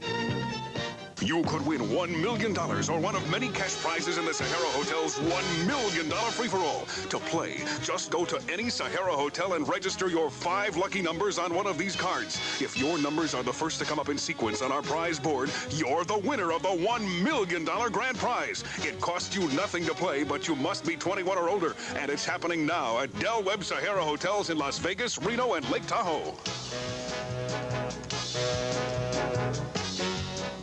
It's nice to come home to TV3. They're still very much alive in San Diego. Friday was San Diego Charger Day. I understand all the school kids, elementary through high school, all wore their blue and yellow. The Spirit, the Chargers, and they're down to 15 minutes to go. 31-24 the score. The Raiders in front. Oakland good field position at its 49. Van Egan to the 37-yard line, and a first down for the Raiders. Third quarter statistics. As you might expect, favoring the San Diego Chargers substantially, but tremendous yardage gained by both these teams so far in this game. Plunkett, Dick, has averaged 23.3 yards per pass completion today. You talk about the long bomb and going deep. He's done it today. And that's true to form for the Raiders. Nothing much there as Whittington to the 35, 2nd and 8. Kellen Winslow receiving some attention, and from that expression it would appear that he's studying a chess move. He's going to be all right. He was an outstanding and is an outstanding chess player. He said, who's been your toughest opponent in chess? He said, I don't know. No one's beaten me yet.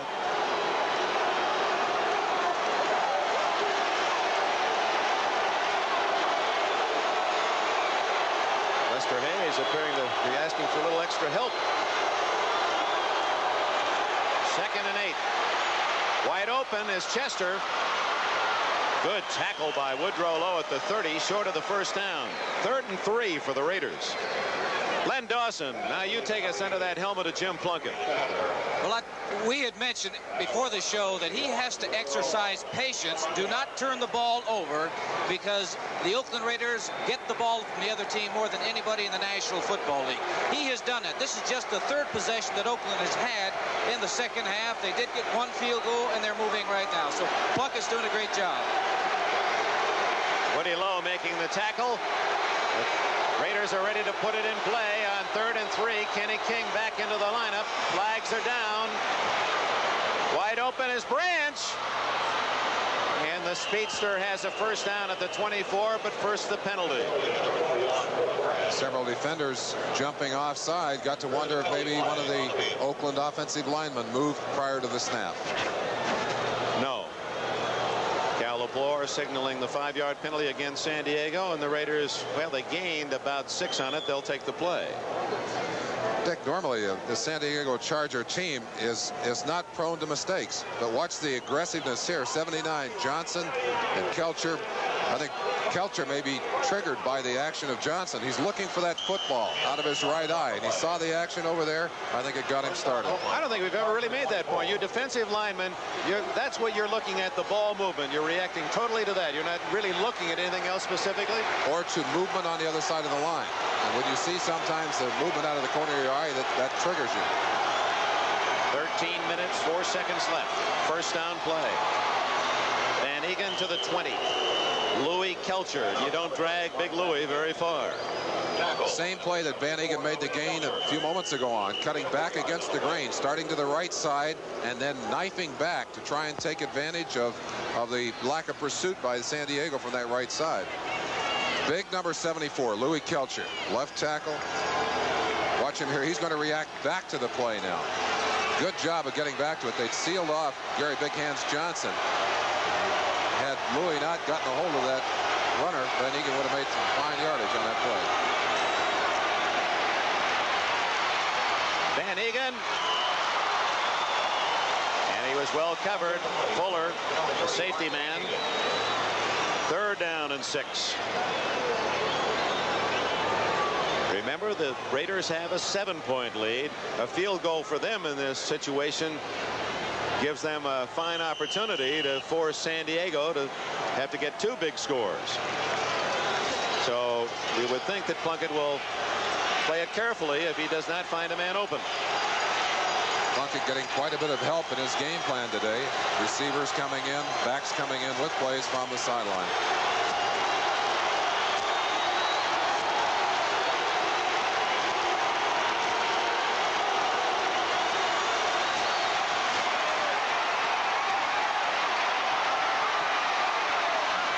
Complete to Chandler at the 10-yard line. It'll be 1st and goal for the Raiders. A flag. I thought I saw a flag drop in the end zone. Now, maybe that's just something from the fans, but there is a yellow something in the end zone. Not a flag. Apparently just some fan refuse. Gene Upshaw talked about the importance of giving Plunkett time. Plunkett actually scrambling here gets enough time by stopping, finding some open territory. He has done that so well today. Bobby Chandler playing with those 2 bad hands. I don't know how a man can catch the football as well as he can. Dislocated thumb on one hand, dislocated pinky on the other. He said this is the first week that he hasn't had splints on both of those fingers. That's amazing. And with those soft hands of his, he gave them the 1st and goal, and now it's 2nd and goal from outside the 7. And all the time, the Raiders chewing up the clock. 11-15, 11-14, 11-13. There is the item they thought might have been a flag deep in the end zone. One of the cards that say Charger power. Both receivers to the left. Chandler with Branch in the slot. Van Egan again cutting back inside to the 3. Dean and Kelcher the tackle. Boy, 2 Pro Bowlers that have played outstanding football defensively for Don Coryell. They put big Wilbur Young in place of Gary Johnson. Wilbur playing the run more efficiently, but Van Egan still running that same play, starting the action to the right, cutting back against the grain, getting good yardage in that particular play. Oakland on 3rd and goal brings in some extra beef. Todd Christensen, tight end or a fullback. Derek Jensen in there as well. So it's Van Eegen and Jensen. And Plunkett doesn't like the defense and calls time. Now Plunkett, you'll recall in the game at Cleveland, called time down by the goal line, talked it over, came back with the same play, and that was the winning touchdown scored by Van Eegen. Timeout, 10 minutes, 18 seconds left. Oakland by 7. All over America, do-it-yourselfers are becoming Stanley super doers. They're doing bigger things, and they're doing them better and better. They depend on Stanley tools for measuring things right, for shaping things right, for making joints fit right. Tools that work right are made by Stanley, the do-it-yourself company. Stanley, we want to help you do things right. For a Super Bowl super deal on the NFL thermos jug and mugs, look for specially tagged Stanley tools.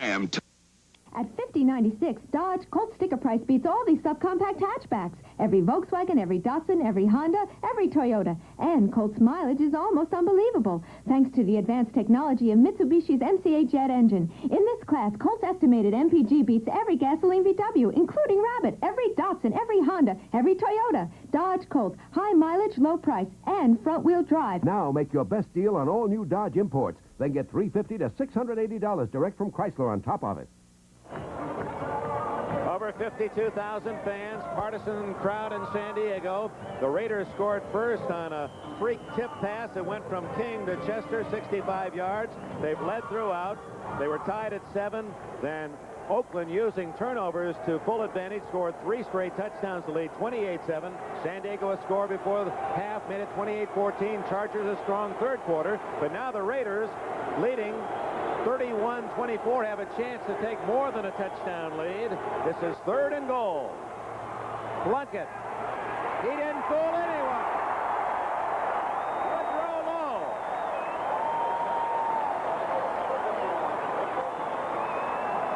The big play man, the linebacker from Alabama, Lowe, read it all the way. You have to take some risks defensively in a situation like this. The blitz is on. 51 Low. Plunkett has no chance to get out of the way. They not only take the down away from him, but they've taken what was a chip shot for a field goal and stretched it out a little bit. It will be now a 32-yard field goal, maybe 33, as Barr comes in.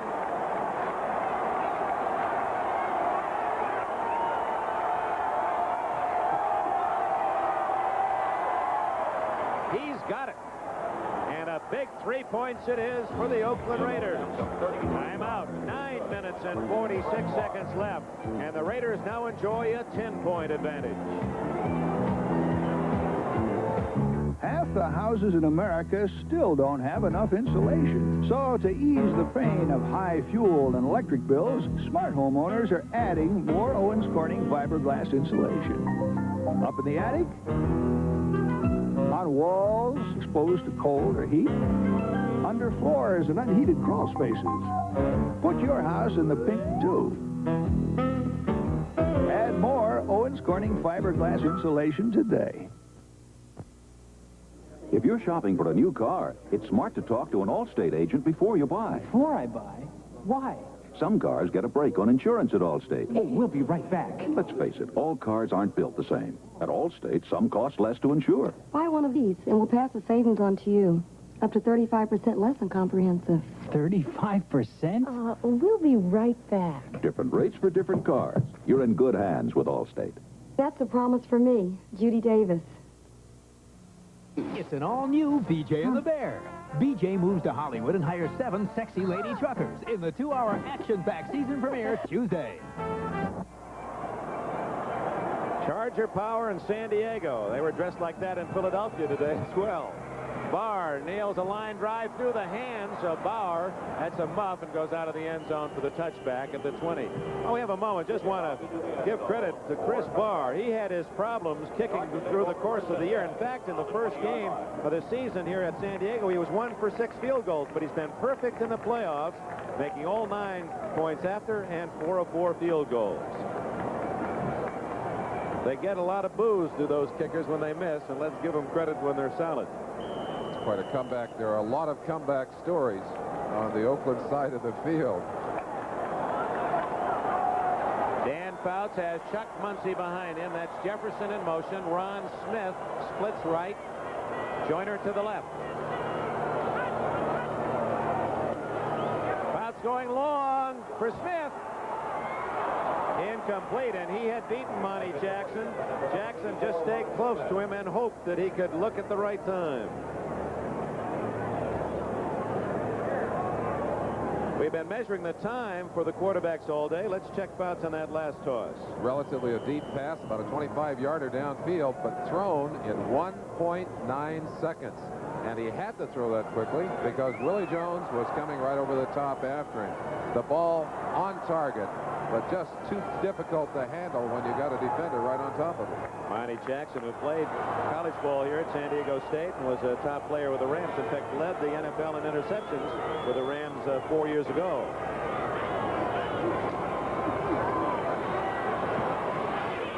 Smith, and again it's Jackson to break it up. Monty's brother Terry, a member of the New York Giants club. Monty has not played much. He's had some injury problems this year and held only one interception.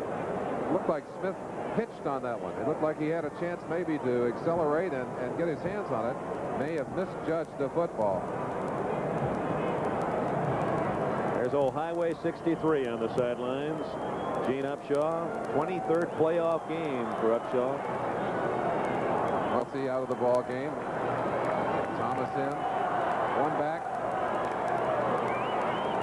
Four receivers. Three wide receivers plus Winslow. He's on the right side. Now it's a triple right. And wide open is Joyner. Osteen knocks him out of bounds at the 36. First down, San Diego. Joyner's had a big day for Don Coryell. Fouts with Joyner all the way on that pass. Charlie, as we said, is one of the most disciplined receivers in football.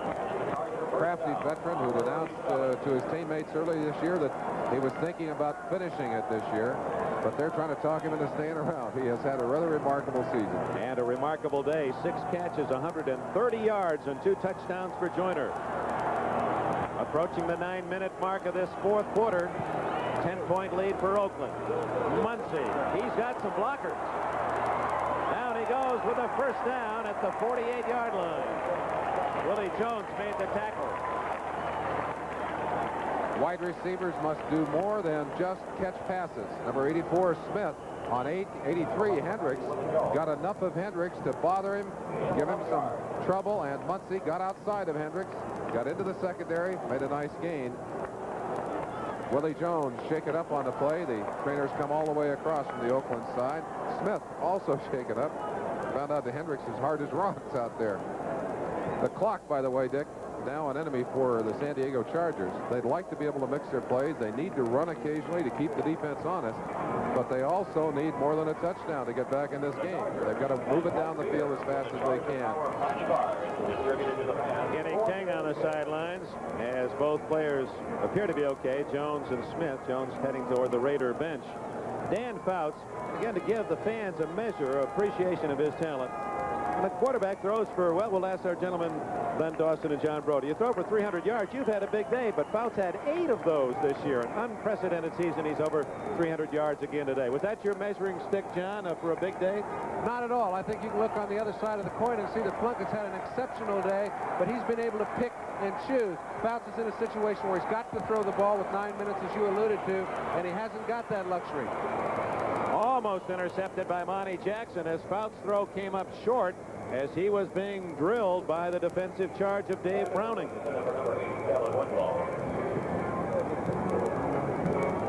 What about you, Lenny Dawson? We talked to John about 300-yard day. Was that a measuring stick for you, or were you more concerned about the score on the board?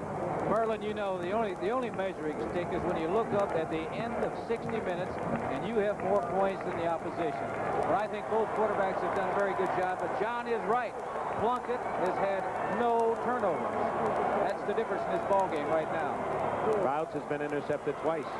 Under pressure, batted in the air. Volleyball spiked by that Raider front four. Browning and Hendricks were both there. And that was Ted Hendricks, number 83 coming all the way around behind. He moved all the way down to the right end and come all the way back around. San Diego knows that Hendricks is going to be coming, and yet here he is, still able to get there from the backside, along with Matuzak, number 72, I believe, coming in from the left side of your screen. The combination deadly for Fouts. He's facing a tough situation here, 3rd and 10. And Matuzak, not a bad spiked man at 6'8". Hendricks is 6'7". Browning 6'5". Hardman 6'4". 3rd and 10. Wide open. Winslow. And he gets out of bounds. First down at the 31.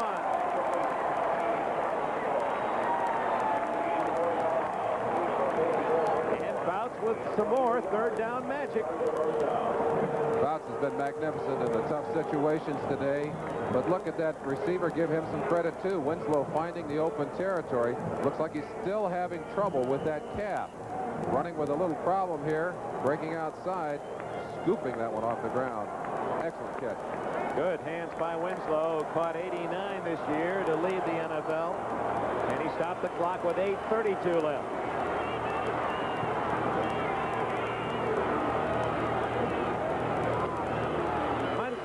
And Hendricks guessed right. Mike Davis also in support. Raiders felt that might be time for a change-up. Hendricks had started inside. I'm sure they'd made some adjustments in their blocking assignments, and then quickly at the snap of the ball moved back outside. No room for Muncie to get through there at all. But what a career for Hendricks. He was 3 times an All-American at the University of Miami, Florida, and now 5 times an All-Pro. He wasn't drafted until the 2nd round by Baltimore, despite his All-American status, because they thought he was too skinny.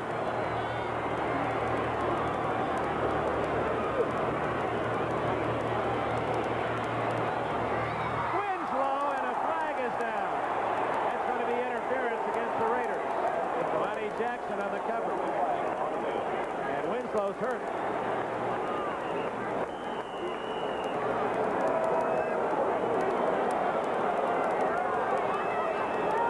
Illegal use of the hands against the defense. And Winslow is hurt. Oh, he almost speared that ball one-handed and had himself in an awkward position when hit by Jackson. Looked like he was going to catch it, just snatch it out of the sky with those big hands of his, but he went down hard and twisted as he went down. Watch the play here. Up high in the air, grabs that football, and Jackson pulling him down from behind. You see the twist. Winslow's back is twisted as he comes down, but he's up, he's moving, and you hear the response from this San Diego crowd. They love Kellen Winslow and the big plays that he has brought to San Diego this year. You see him twisting as he goes down. Monty has a hold of his head. Well, he told us where the secret to those soft hands of his. Maybe we get a chance later and gets back in there. We'll share it with you as he told us the story. First down on the penalty at the 25. Uh-oh. Early movement in the line by the Chargers. That'll cost them 5. The right-hand side of the line looked like Dan Audick. A little quick in getting off. A lot of mistakes by the San Diego team today. Unusual for them. They're a well-drilled, well-coached, efficient veteran team, but they have made a lot of crucial mistakes, a lot of penalties today. False start, 67. Offense moving before the snap. First down. And White. Man, they ticketed, although both White and Audick moving before the snap. The Oakland Raiders have led throughout. They're in front 34-24, the winner to the Super Bowl against the Eagles. 7 minutes, 42 seconds left. This is 1st and 15.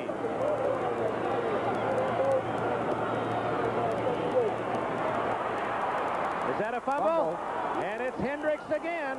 The Raiders have the ball as Ted Hendricks has just done a pickpocket, but there's a flag downfield. And we'll see, we may have something against the Raider defense.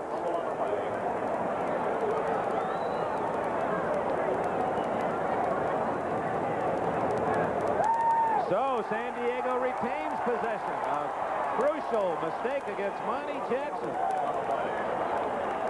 Greg McCrary has been on the field for a good part of the day, in spite of that painful back injury. But he's also had some problems doing his job out there. On that particular play, he was assigned to block Ted Hendricks.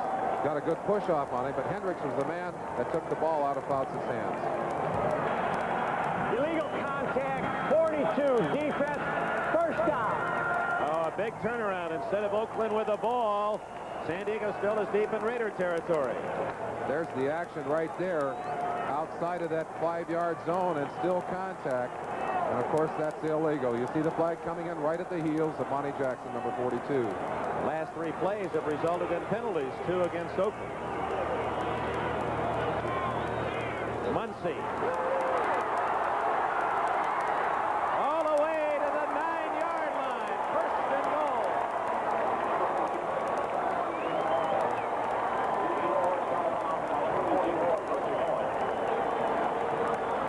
He stops the clock with exactly 7.5 minutes remaining. Oakland doing some of their own gambling, thinking pass all the way. Muncy getting good blocking, and you've got to mix it up offensively, especially when you've got those 5. Kellen Winslow again with a nice block, Merlin. Kellen's had a big day. He's making a first block, and then he comes back for a second one. Beautiful cut down there. That's the one that sprung him for those last 7-8 yards. First and goal, almost the full 10 yards to go for San Diego. Draw to Muncy. Bubbles! And did he get it back? Yes. Oh, that brought some hearts up into San Diego throats. Raiders think they got the ball, but it's ruled that San Diego retains possession. Doesn't look like Muncy ever really got his hands on that football. Let's let you look at it. Watch the handoff. It didn't appear that Muncy was able to get clear possession of that ball, thinking ahead of where he was going to carry that ball and not concentrating on taking the handoff. They're lucky to get that one back. Muncy recovering his own fumble in a sea of black. Second and goal from the 10. John Floyd in the game for San Diego. Here's Muncy. Breaks the tackle. And he's to the 9-yard line. Well, what an effort by Mike Davis to come up to slow down Muncy. NBC's exciting program, Chips, will be seen tonight in its entirety following the conclusion of our coverage from San Diego over most of these stations, except for most Mountain and Pacific time zone stations where Chips will be seen at its regular time. So stay tuned. We'll have it in its entirety right after the game. Third and goal. That was a big play by Mike Davis. Excellent tackle. Muncy, if he had been able to keep his balance, would have been very close to that goal line. Triple left formation. Fouts. Oh, had Winslow open and overshot him. Fourth and goal, and apparently Coryell will go to the field goal. And Winslow limping again. Still having trouble with that calf. Stretched all the way out. I think perhaps a healthy Kellen Winslow would have made this catch. Almost a basketball play again, a double pick. And they throw it a little high to Winslow. You see him surge off that leg, and he comes up grabbing that right calf. An apparent 28-yard field goal.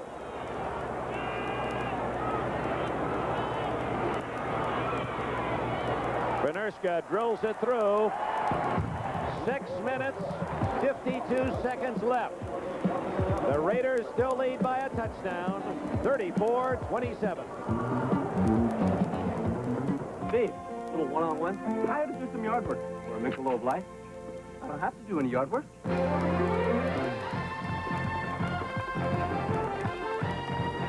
Would good friends really go at it this hard just for a beer?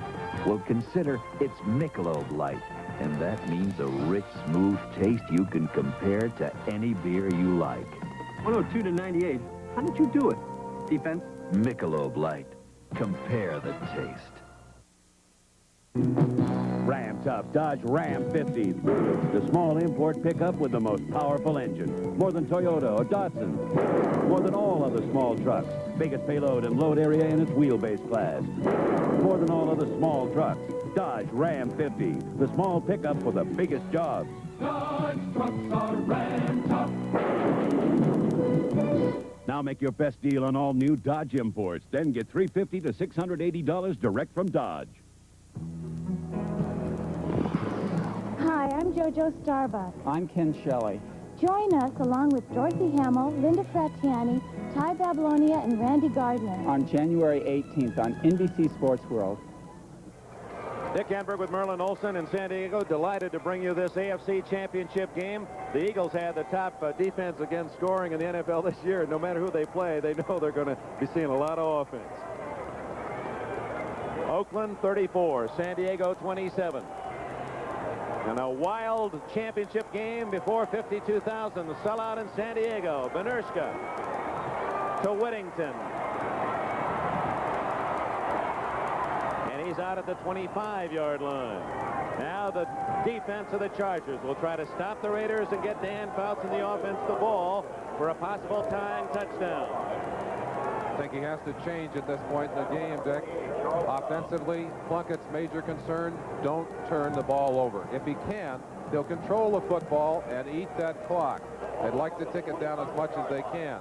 The defense, on the other hand, thinking turnover, tackle the football, strip it, but don't let them move it down the field and eat the clock. The last two possessions by Oakland led to field goals and long drives, each of those drives consuming more than 5 minutes. Van Egan gains nearly 5. Bob Horn, the middle backer from Oregon State, the tackler. 6 minutes and 30 seconds. We'll keep our eye on the clock. Oakland leading 34-27. The Raiders have been in front since the third play of the game when Jim Plunkett threw a pass over the middle to Kenny King, went through King's fingertips, deflected downfield, and Raymond Chester of the Raiders picked it off and completed a 65-yard scoring play. Raiders built the lead at 28-7. San Diego coming back to within 4. Van Egan, first down as he gets 10 more. Preston and Horn, the tacklers. Philadelphia won earlier today as Dick Vermeil's tough Eagles stopped the Cowboys 20-7. Philadelphia's first visit to the Super Bowl. We expected the Oakland Raiders to run at the right side of the Charger defense. No question that they have done that, especially late in the game, and they've made big yardage doing it. Staying on the ground, that first down. Clock shows 5:31, 5:30, 5:29. Van Egan for 4 more. Stay with us here on NBC television tonight. After the conclusion of this game, for those that apply in the Eastern and Central time zones, you'll see Chips, followed by an outstanding motion picture, Magic, complete of excellent Sunday's entertainment on the National Broadcasting Company. That's later tonight, Chips and Magic, and of course at the regular times in the Mountain and Pacific zones. Van Egan has really been a workhorse today, Dick. They're giving him a break. Derek Jensen, 31, into the backfield. Down to 3 seconds, 2 seconds, 1 second. Plunkett just does get it off. Kenny King to the 46, where it'll be 3rd and 4. Louis Kelcher leading the way. A day that found the players awakening to the sound of rain, something that no one expected, and that it has been nothing but sunshine here in the West for the last 2 months. But no rain during the course of the play. It stopped about noon today, and certainly not a factor. 4:17 left.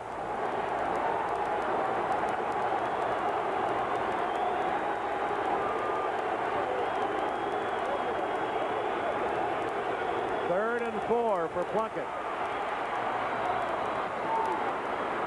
And it's a first down at the 48 to Arthur Whittington. Mike Williams made the tackle, and Plunkett gets another 4 downs.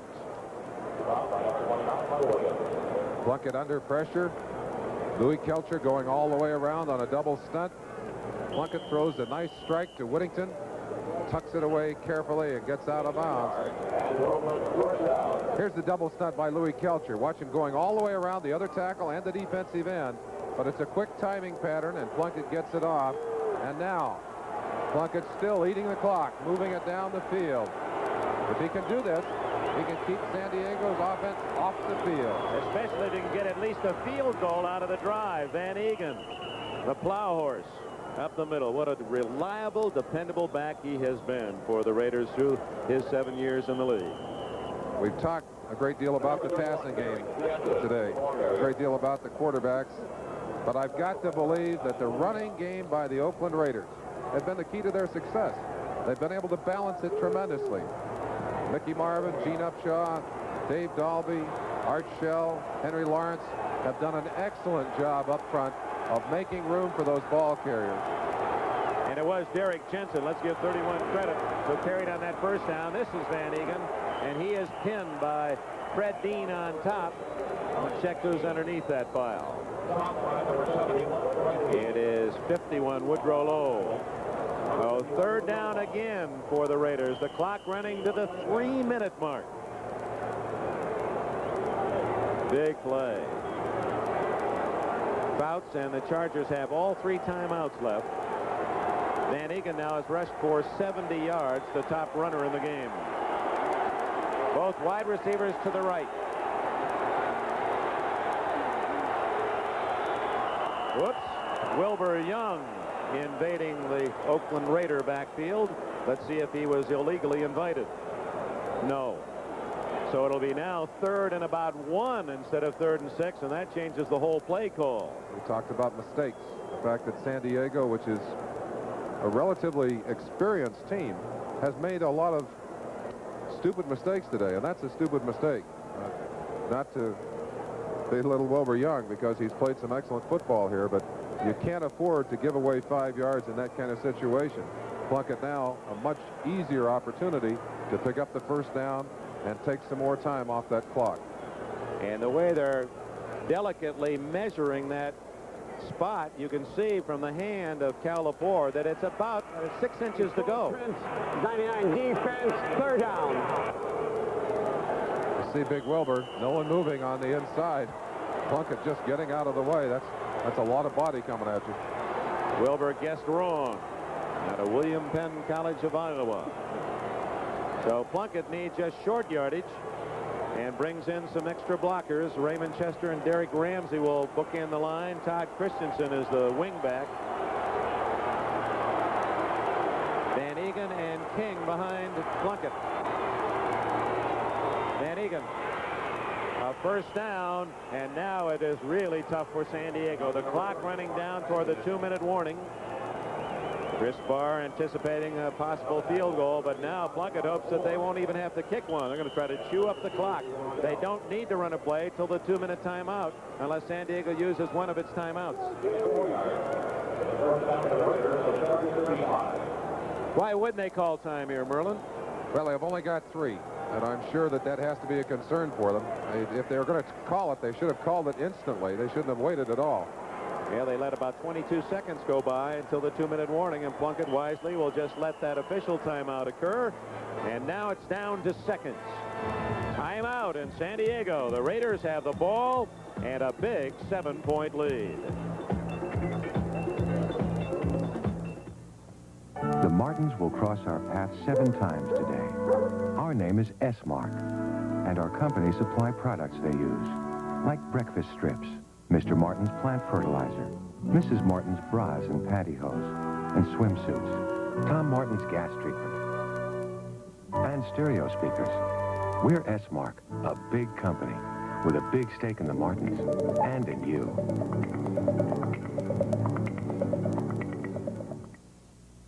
This is the view from Olympus.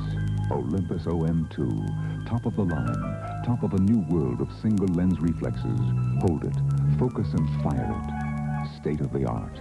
Total sophistication of electronics. Total simplicity of use. Camera of professionals. Of people who take no less than excellence. Take no pictures less than great. Olympus OM2. Excellence by design.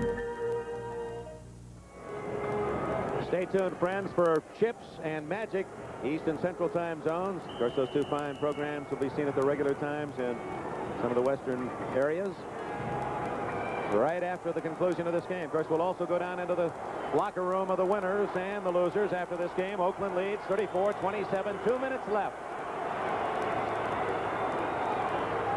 Van Egan, no, Derek Jensen gets about 2, maybe 3 up the middle.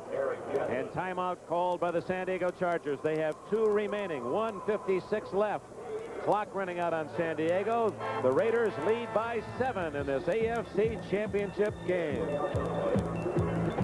If you're considering a Ford Fairmont, here's a better idea. Dodge Aries K, with better mileage and more passenger seating standard, plus the great traction of front-wheel drive for less money. Just compare. Here's the Fairmont's mileage. Now here's the Aries. Quite an improvement. Fairmont seats 5, Aries seats 6. And when it comes to base sticker prices, Aries is less. Which is the better idea? Dodge Aries K. Now with 7% off the sticker price, Aries is $582 less than Fairmont. This is a limited time offer. Taste the high country. Taste the high country. Taste Coors. There's a place where the hawk soars free, where a man can be what he wants to be, where the air is crisp and the water's clear, and there's just one beer that's brewed up here. Taste the high country. Climb up the Coors. Second down and 8. 1 minute, 56 seconds left. The Chargers have spent one of their 3 timeouts. The Raiders, 2nd and 8. And there's a lot of thought on that sidelines. They're looking for a big play. They need a turnover. Ball at the 32. Van Egan to the 29. Timeout, San Diego. It'll be about 3rd down and 4. The Chargers need the football. A reminder, 2 weeks from today, it'll be the Philadelphia Eagles in the Super Bowl against the winner of today's game. We invite you to tune in early Eastern Time, 1 o'clock for the NFL Year in Review, a spectacular show featuring the highlights of this great season. And there'll be some basketball for you as well as the Buckeyes host Virginia's Cavaliers. I don't know, I think that game's at Virginia. You'll see Big Ralph Sampson of the Cavaliers. And then the pregame at 4 o'clock, 6 o'clock Eastern Time, 3 o'clock in the West, Super Bowl 15. And it'll be the Eagles. And right now, that team in the black and silver playing in its 10th championship game in 14 years. Dick, I can't help but remember an incident in the game we did here, the Charger-Oakland game. A critical 4th down situation. Oakland down by 7 points late in the game. Pastorini went down, and Plunkett had to come off the sideline with one of the first chances he'd had to play in that year. Came in and threw, under all that pressure, threw a touchdown pass to Raymond Chester. I've got to feel that maybe that was the beginning of his comeback and his great story, his Cinderella story during this season. It's been a Cinderella story for the Raiders, certainly in the what was regarded start of the year the toughest division of the NFL, the AFC West. No one really thought it'd be the Oakland Raiders here. Now it's 3rd and 5. San Diego must stop the Raiders or Oakland will run out the clock. 1:52 left. Plunkett's going to run it for a 1st down. He got the 1st down and fell at the 24. And now the Chargers can call time for only the last time. And I think that might write the end of the Chargers story. A wonderful story it has been during this past season. But the colors in the Super Bowl are going to be silver and black.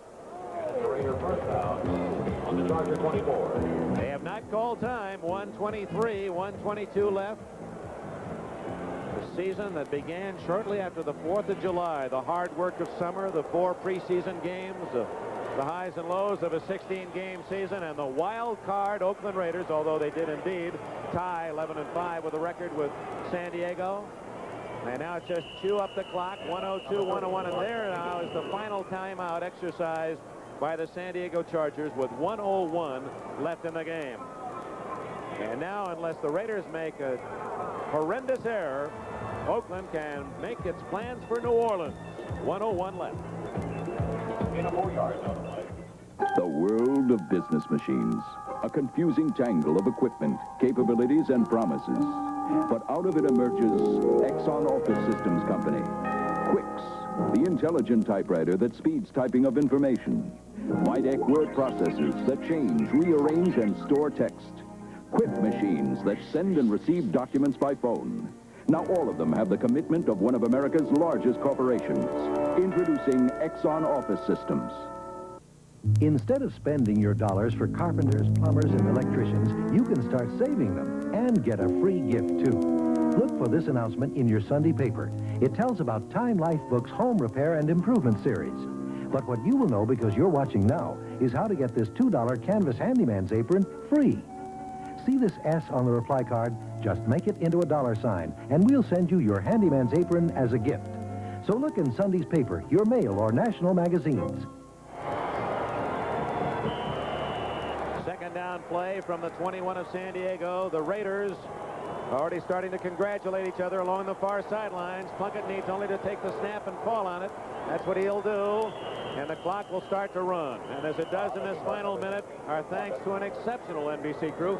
I just can't recall, Merlin, a better job done. Every great play was seen from an angle, 2 angles, 3 replays. The executive producer of NBC's NFL Football is Don Ohlmeyer. Coordinating producer Ted Nathanson. Telecast of this 1981 AFC Championship has been produced by Larry Cirillo. Directed by Ted Nathanson. Replay producer George Finkel. Our replay director was Ken Fouts. NFL 80 was produced by David Stern. Directed by Bob Levy. Wait for the visual to catch up here. Our technical directors are Ray Pagelski and Sal Nagita. Associate producers Mike Hadley, Peter Rolfe, and David Neal. Associate directors Richard Klein, Mary Buda, John Filippelli. Thanks to our spotters Bill Edwards, Dan Sexton. Also Bob Sexton and Dennis Mnuchin. Joe Costanzas, our statistician. Down to the final seconds. 5-4, the Oakland Raiders and the Philadelphia Eagles go to Super Bowl 15.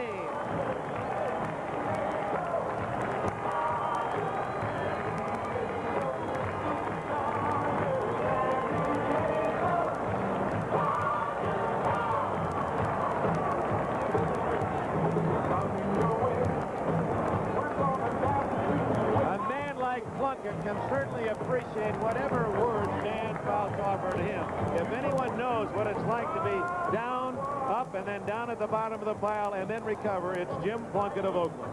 Interesting how the 2 seasons of the Chargers and Plunkett have coincided. As we said, that first appearance for that one pass, his first start of the season against the San Diego Chargers, and now he beats the Chargers to take his Oakland Raiders. Great job by their defense today and working on Dan Fouts. Their offensive line gave Plunkett the time, opened holes for their receivers. A tremendous performance by them. And as Glenn Dawson and John Brody indicated as they analyzed the game, that the Raiders would have to establish the running game. And Van Egan with 85 yards, three long, time-consuming drives by Oakland, 2 to field goals and 1 to run out the clock. And Van Egan was the star in the 4th quarter. What a strange finish to a season that started out rather awkwardly for the Oakland Raiders. Many said just a rebuilding year, and Oakland took exception to that. But they have 14 new faces on the team this year.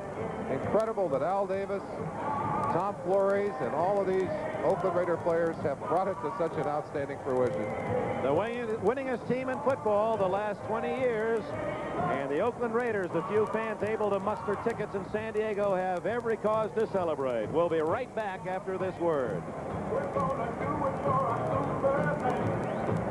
On Chips, Hunch and John get into heavy trouble when they come to the aid of a lady hard hat. Then, a blockbuster movie, the first time on TV, a ventriloquist, his girlfriend, and a dummy. Who's the killer? Magic, a terrifying love story starring Anne Margaret. Sunday, an exciting lineup right after the AFC Championship on NBC. Nellie awaits the birth of her child, but her in-laws have already arrived. This baby will be Jewish. On Little House, then 300 Miles for Stephanie, a world premiere. Oh, Father, let her live so I can love her. The true story of a father who wouldn't accept death. She's gonna die, Bethel. Stop, Rosa! And is packed with God to spare his daughter. Over 300 miles I walk. No, run. Tony Orlando in a brilliant dramatic debut right after Little House Monday. Here, the Oakland Raiders have earned themselves a trip to the Super Bowl where they will meet the Philadelphia Eagles. Final 34-27. This is a team that you could have bet against early in the season, early on. A lame duck team, perhaps playing its last season in Oakland. One that lost its quarterback early on. One that was 2-3 after 5 weeks. One that made it as a wild card entry. And one that it seems had everything going against it. Had to go into Cleveland and had to play a team in an icebox and managed to win, and had to come in here to San Diego. Jim Plunkett. Jim Plunkett. Jim Plunkett.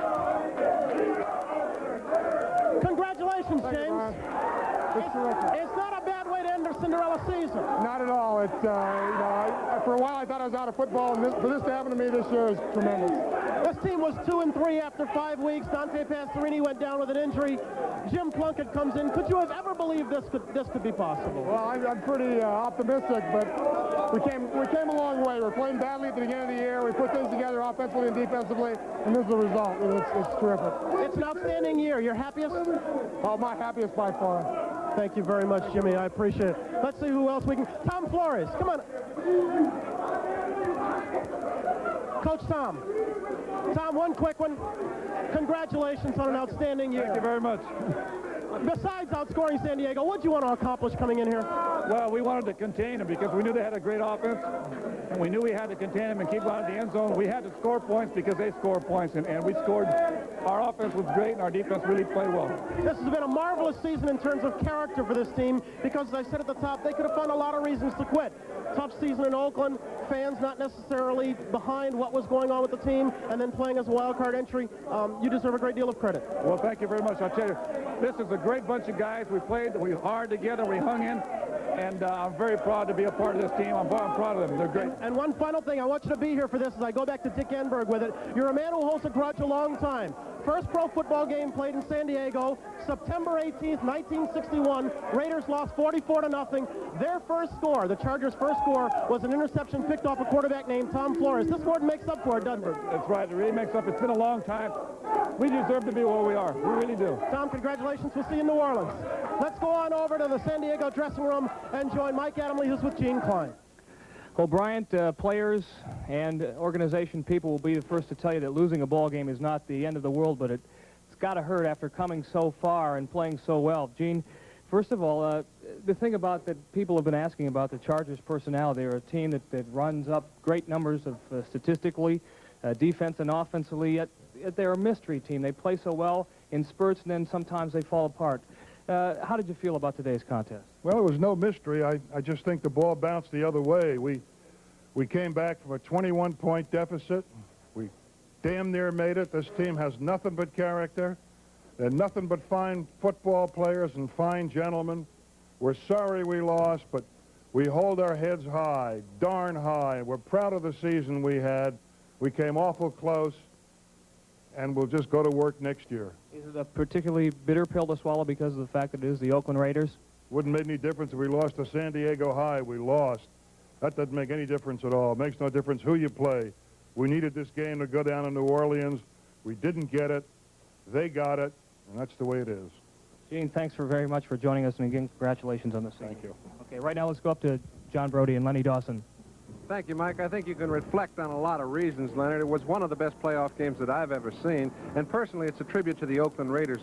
As it has been said so often, this was a transition year. How good are they going to get in the future? I think it's the swiftest transition any team ever made. Plunkett's got to be their guy of the future, as he is today.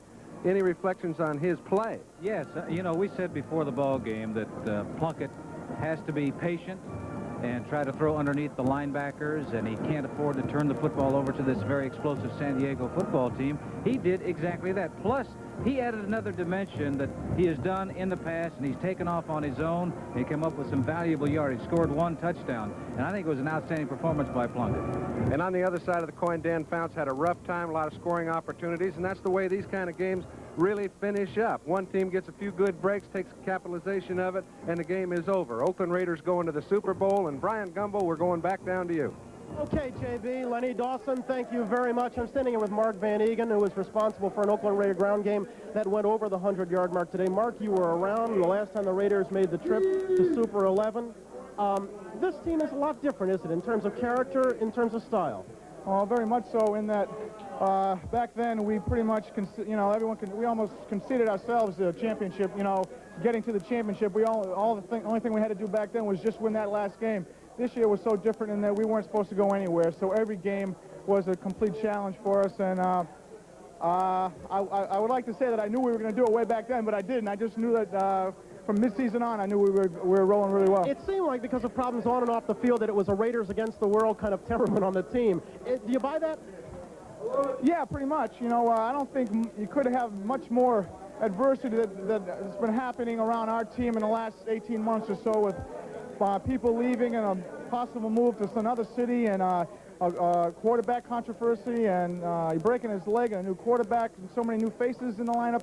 I guess nobody could really imagine that we'd be where we are now, except we did. From midseason on, we knew we had something. And, well, we're here. I'm happy. Mark Van Eden, congratulations. Thank you. See you in New Orleans.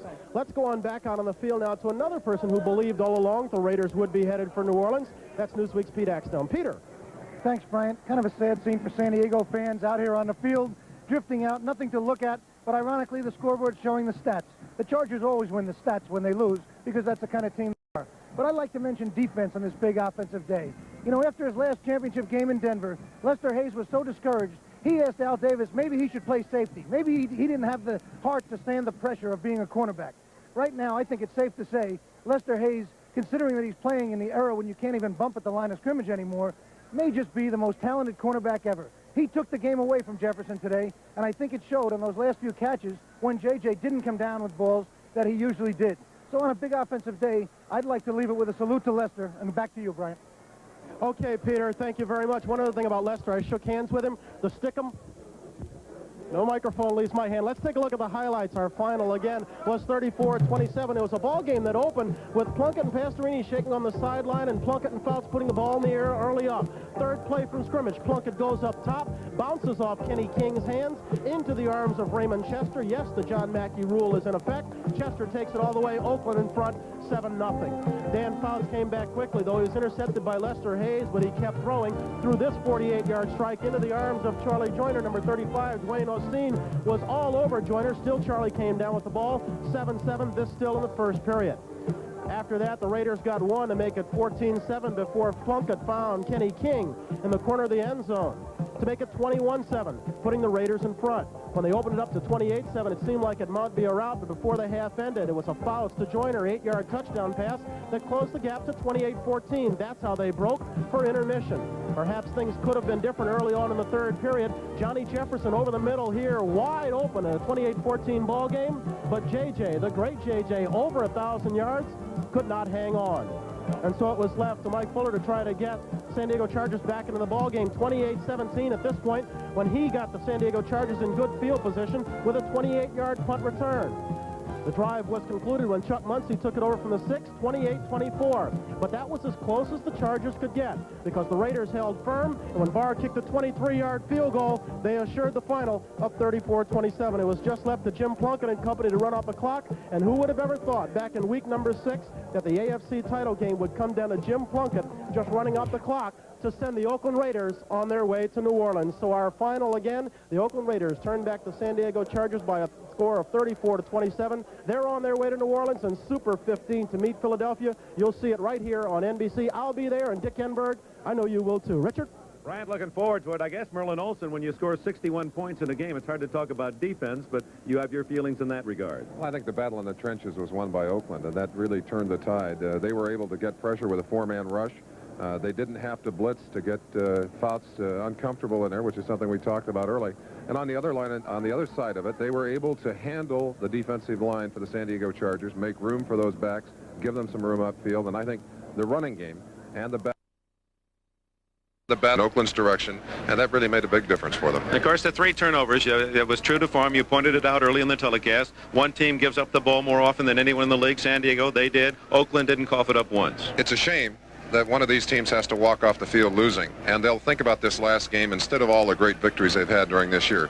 But a good matchup, a well-fought, hard-fought game, and a worthy champion on its way to Miami, or to New Orleans. Don't go to Miami. On their way to New Orleans to meet the Eagles. And when you look ahead to the Super Bowl from the American Conference point of view, you think about one personality, Jim Plunkett. Jim Plunkett won the Heisman Award at Stanford in 1970. His coach, his quarterback coach at Stanford, was Dick Vermeil, now the head coach of the Philadelphia Eagles. Tom Flores from the College of the Pacific and Vermeil from San Jose State were opposing quarterbacks in a big game in Stockton in 1959. And they've got the biggest of all coming up. They'll be matched across the sidelines in the Superdome in New Orleans 2 weeks from today. Congratulations, Philadelphia and Oakland. And now stay tuned for Chips, followed by the thriller Magic, except for our Mountain and Pacific stations where Chips and Magic will be seen at their regularly scheduled time.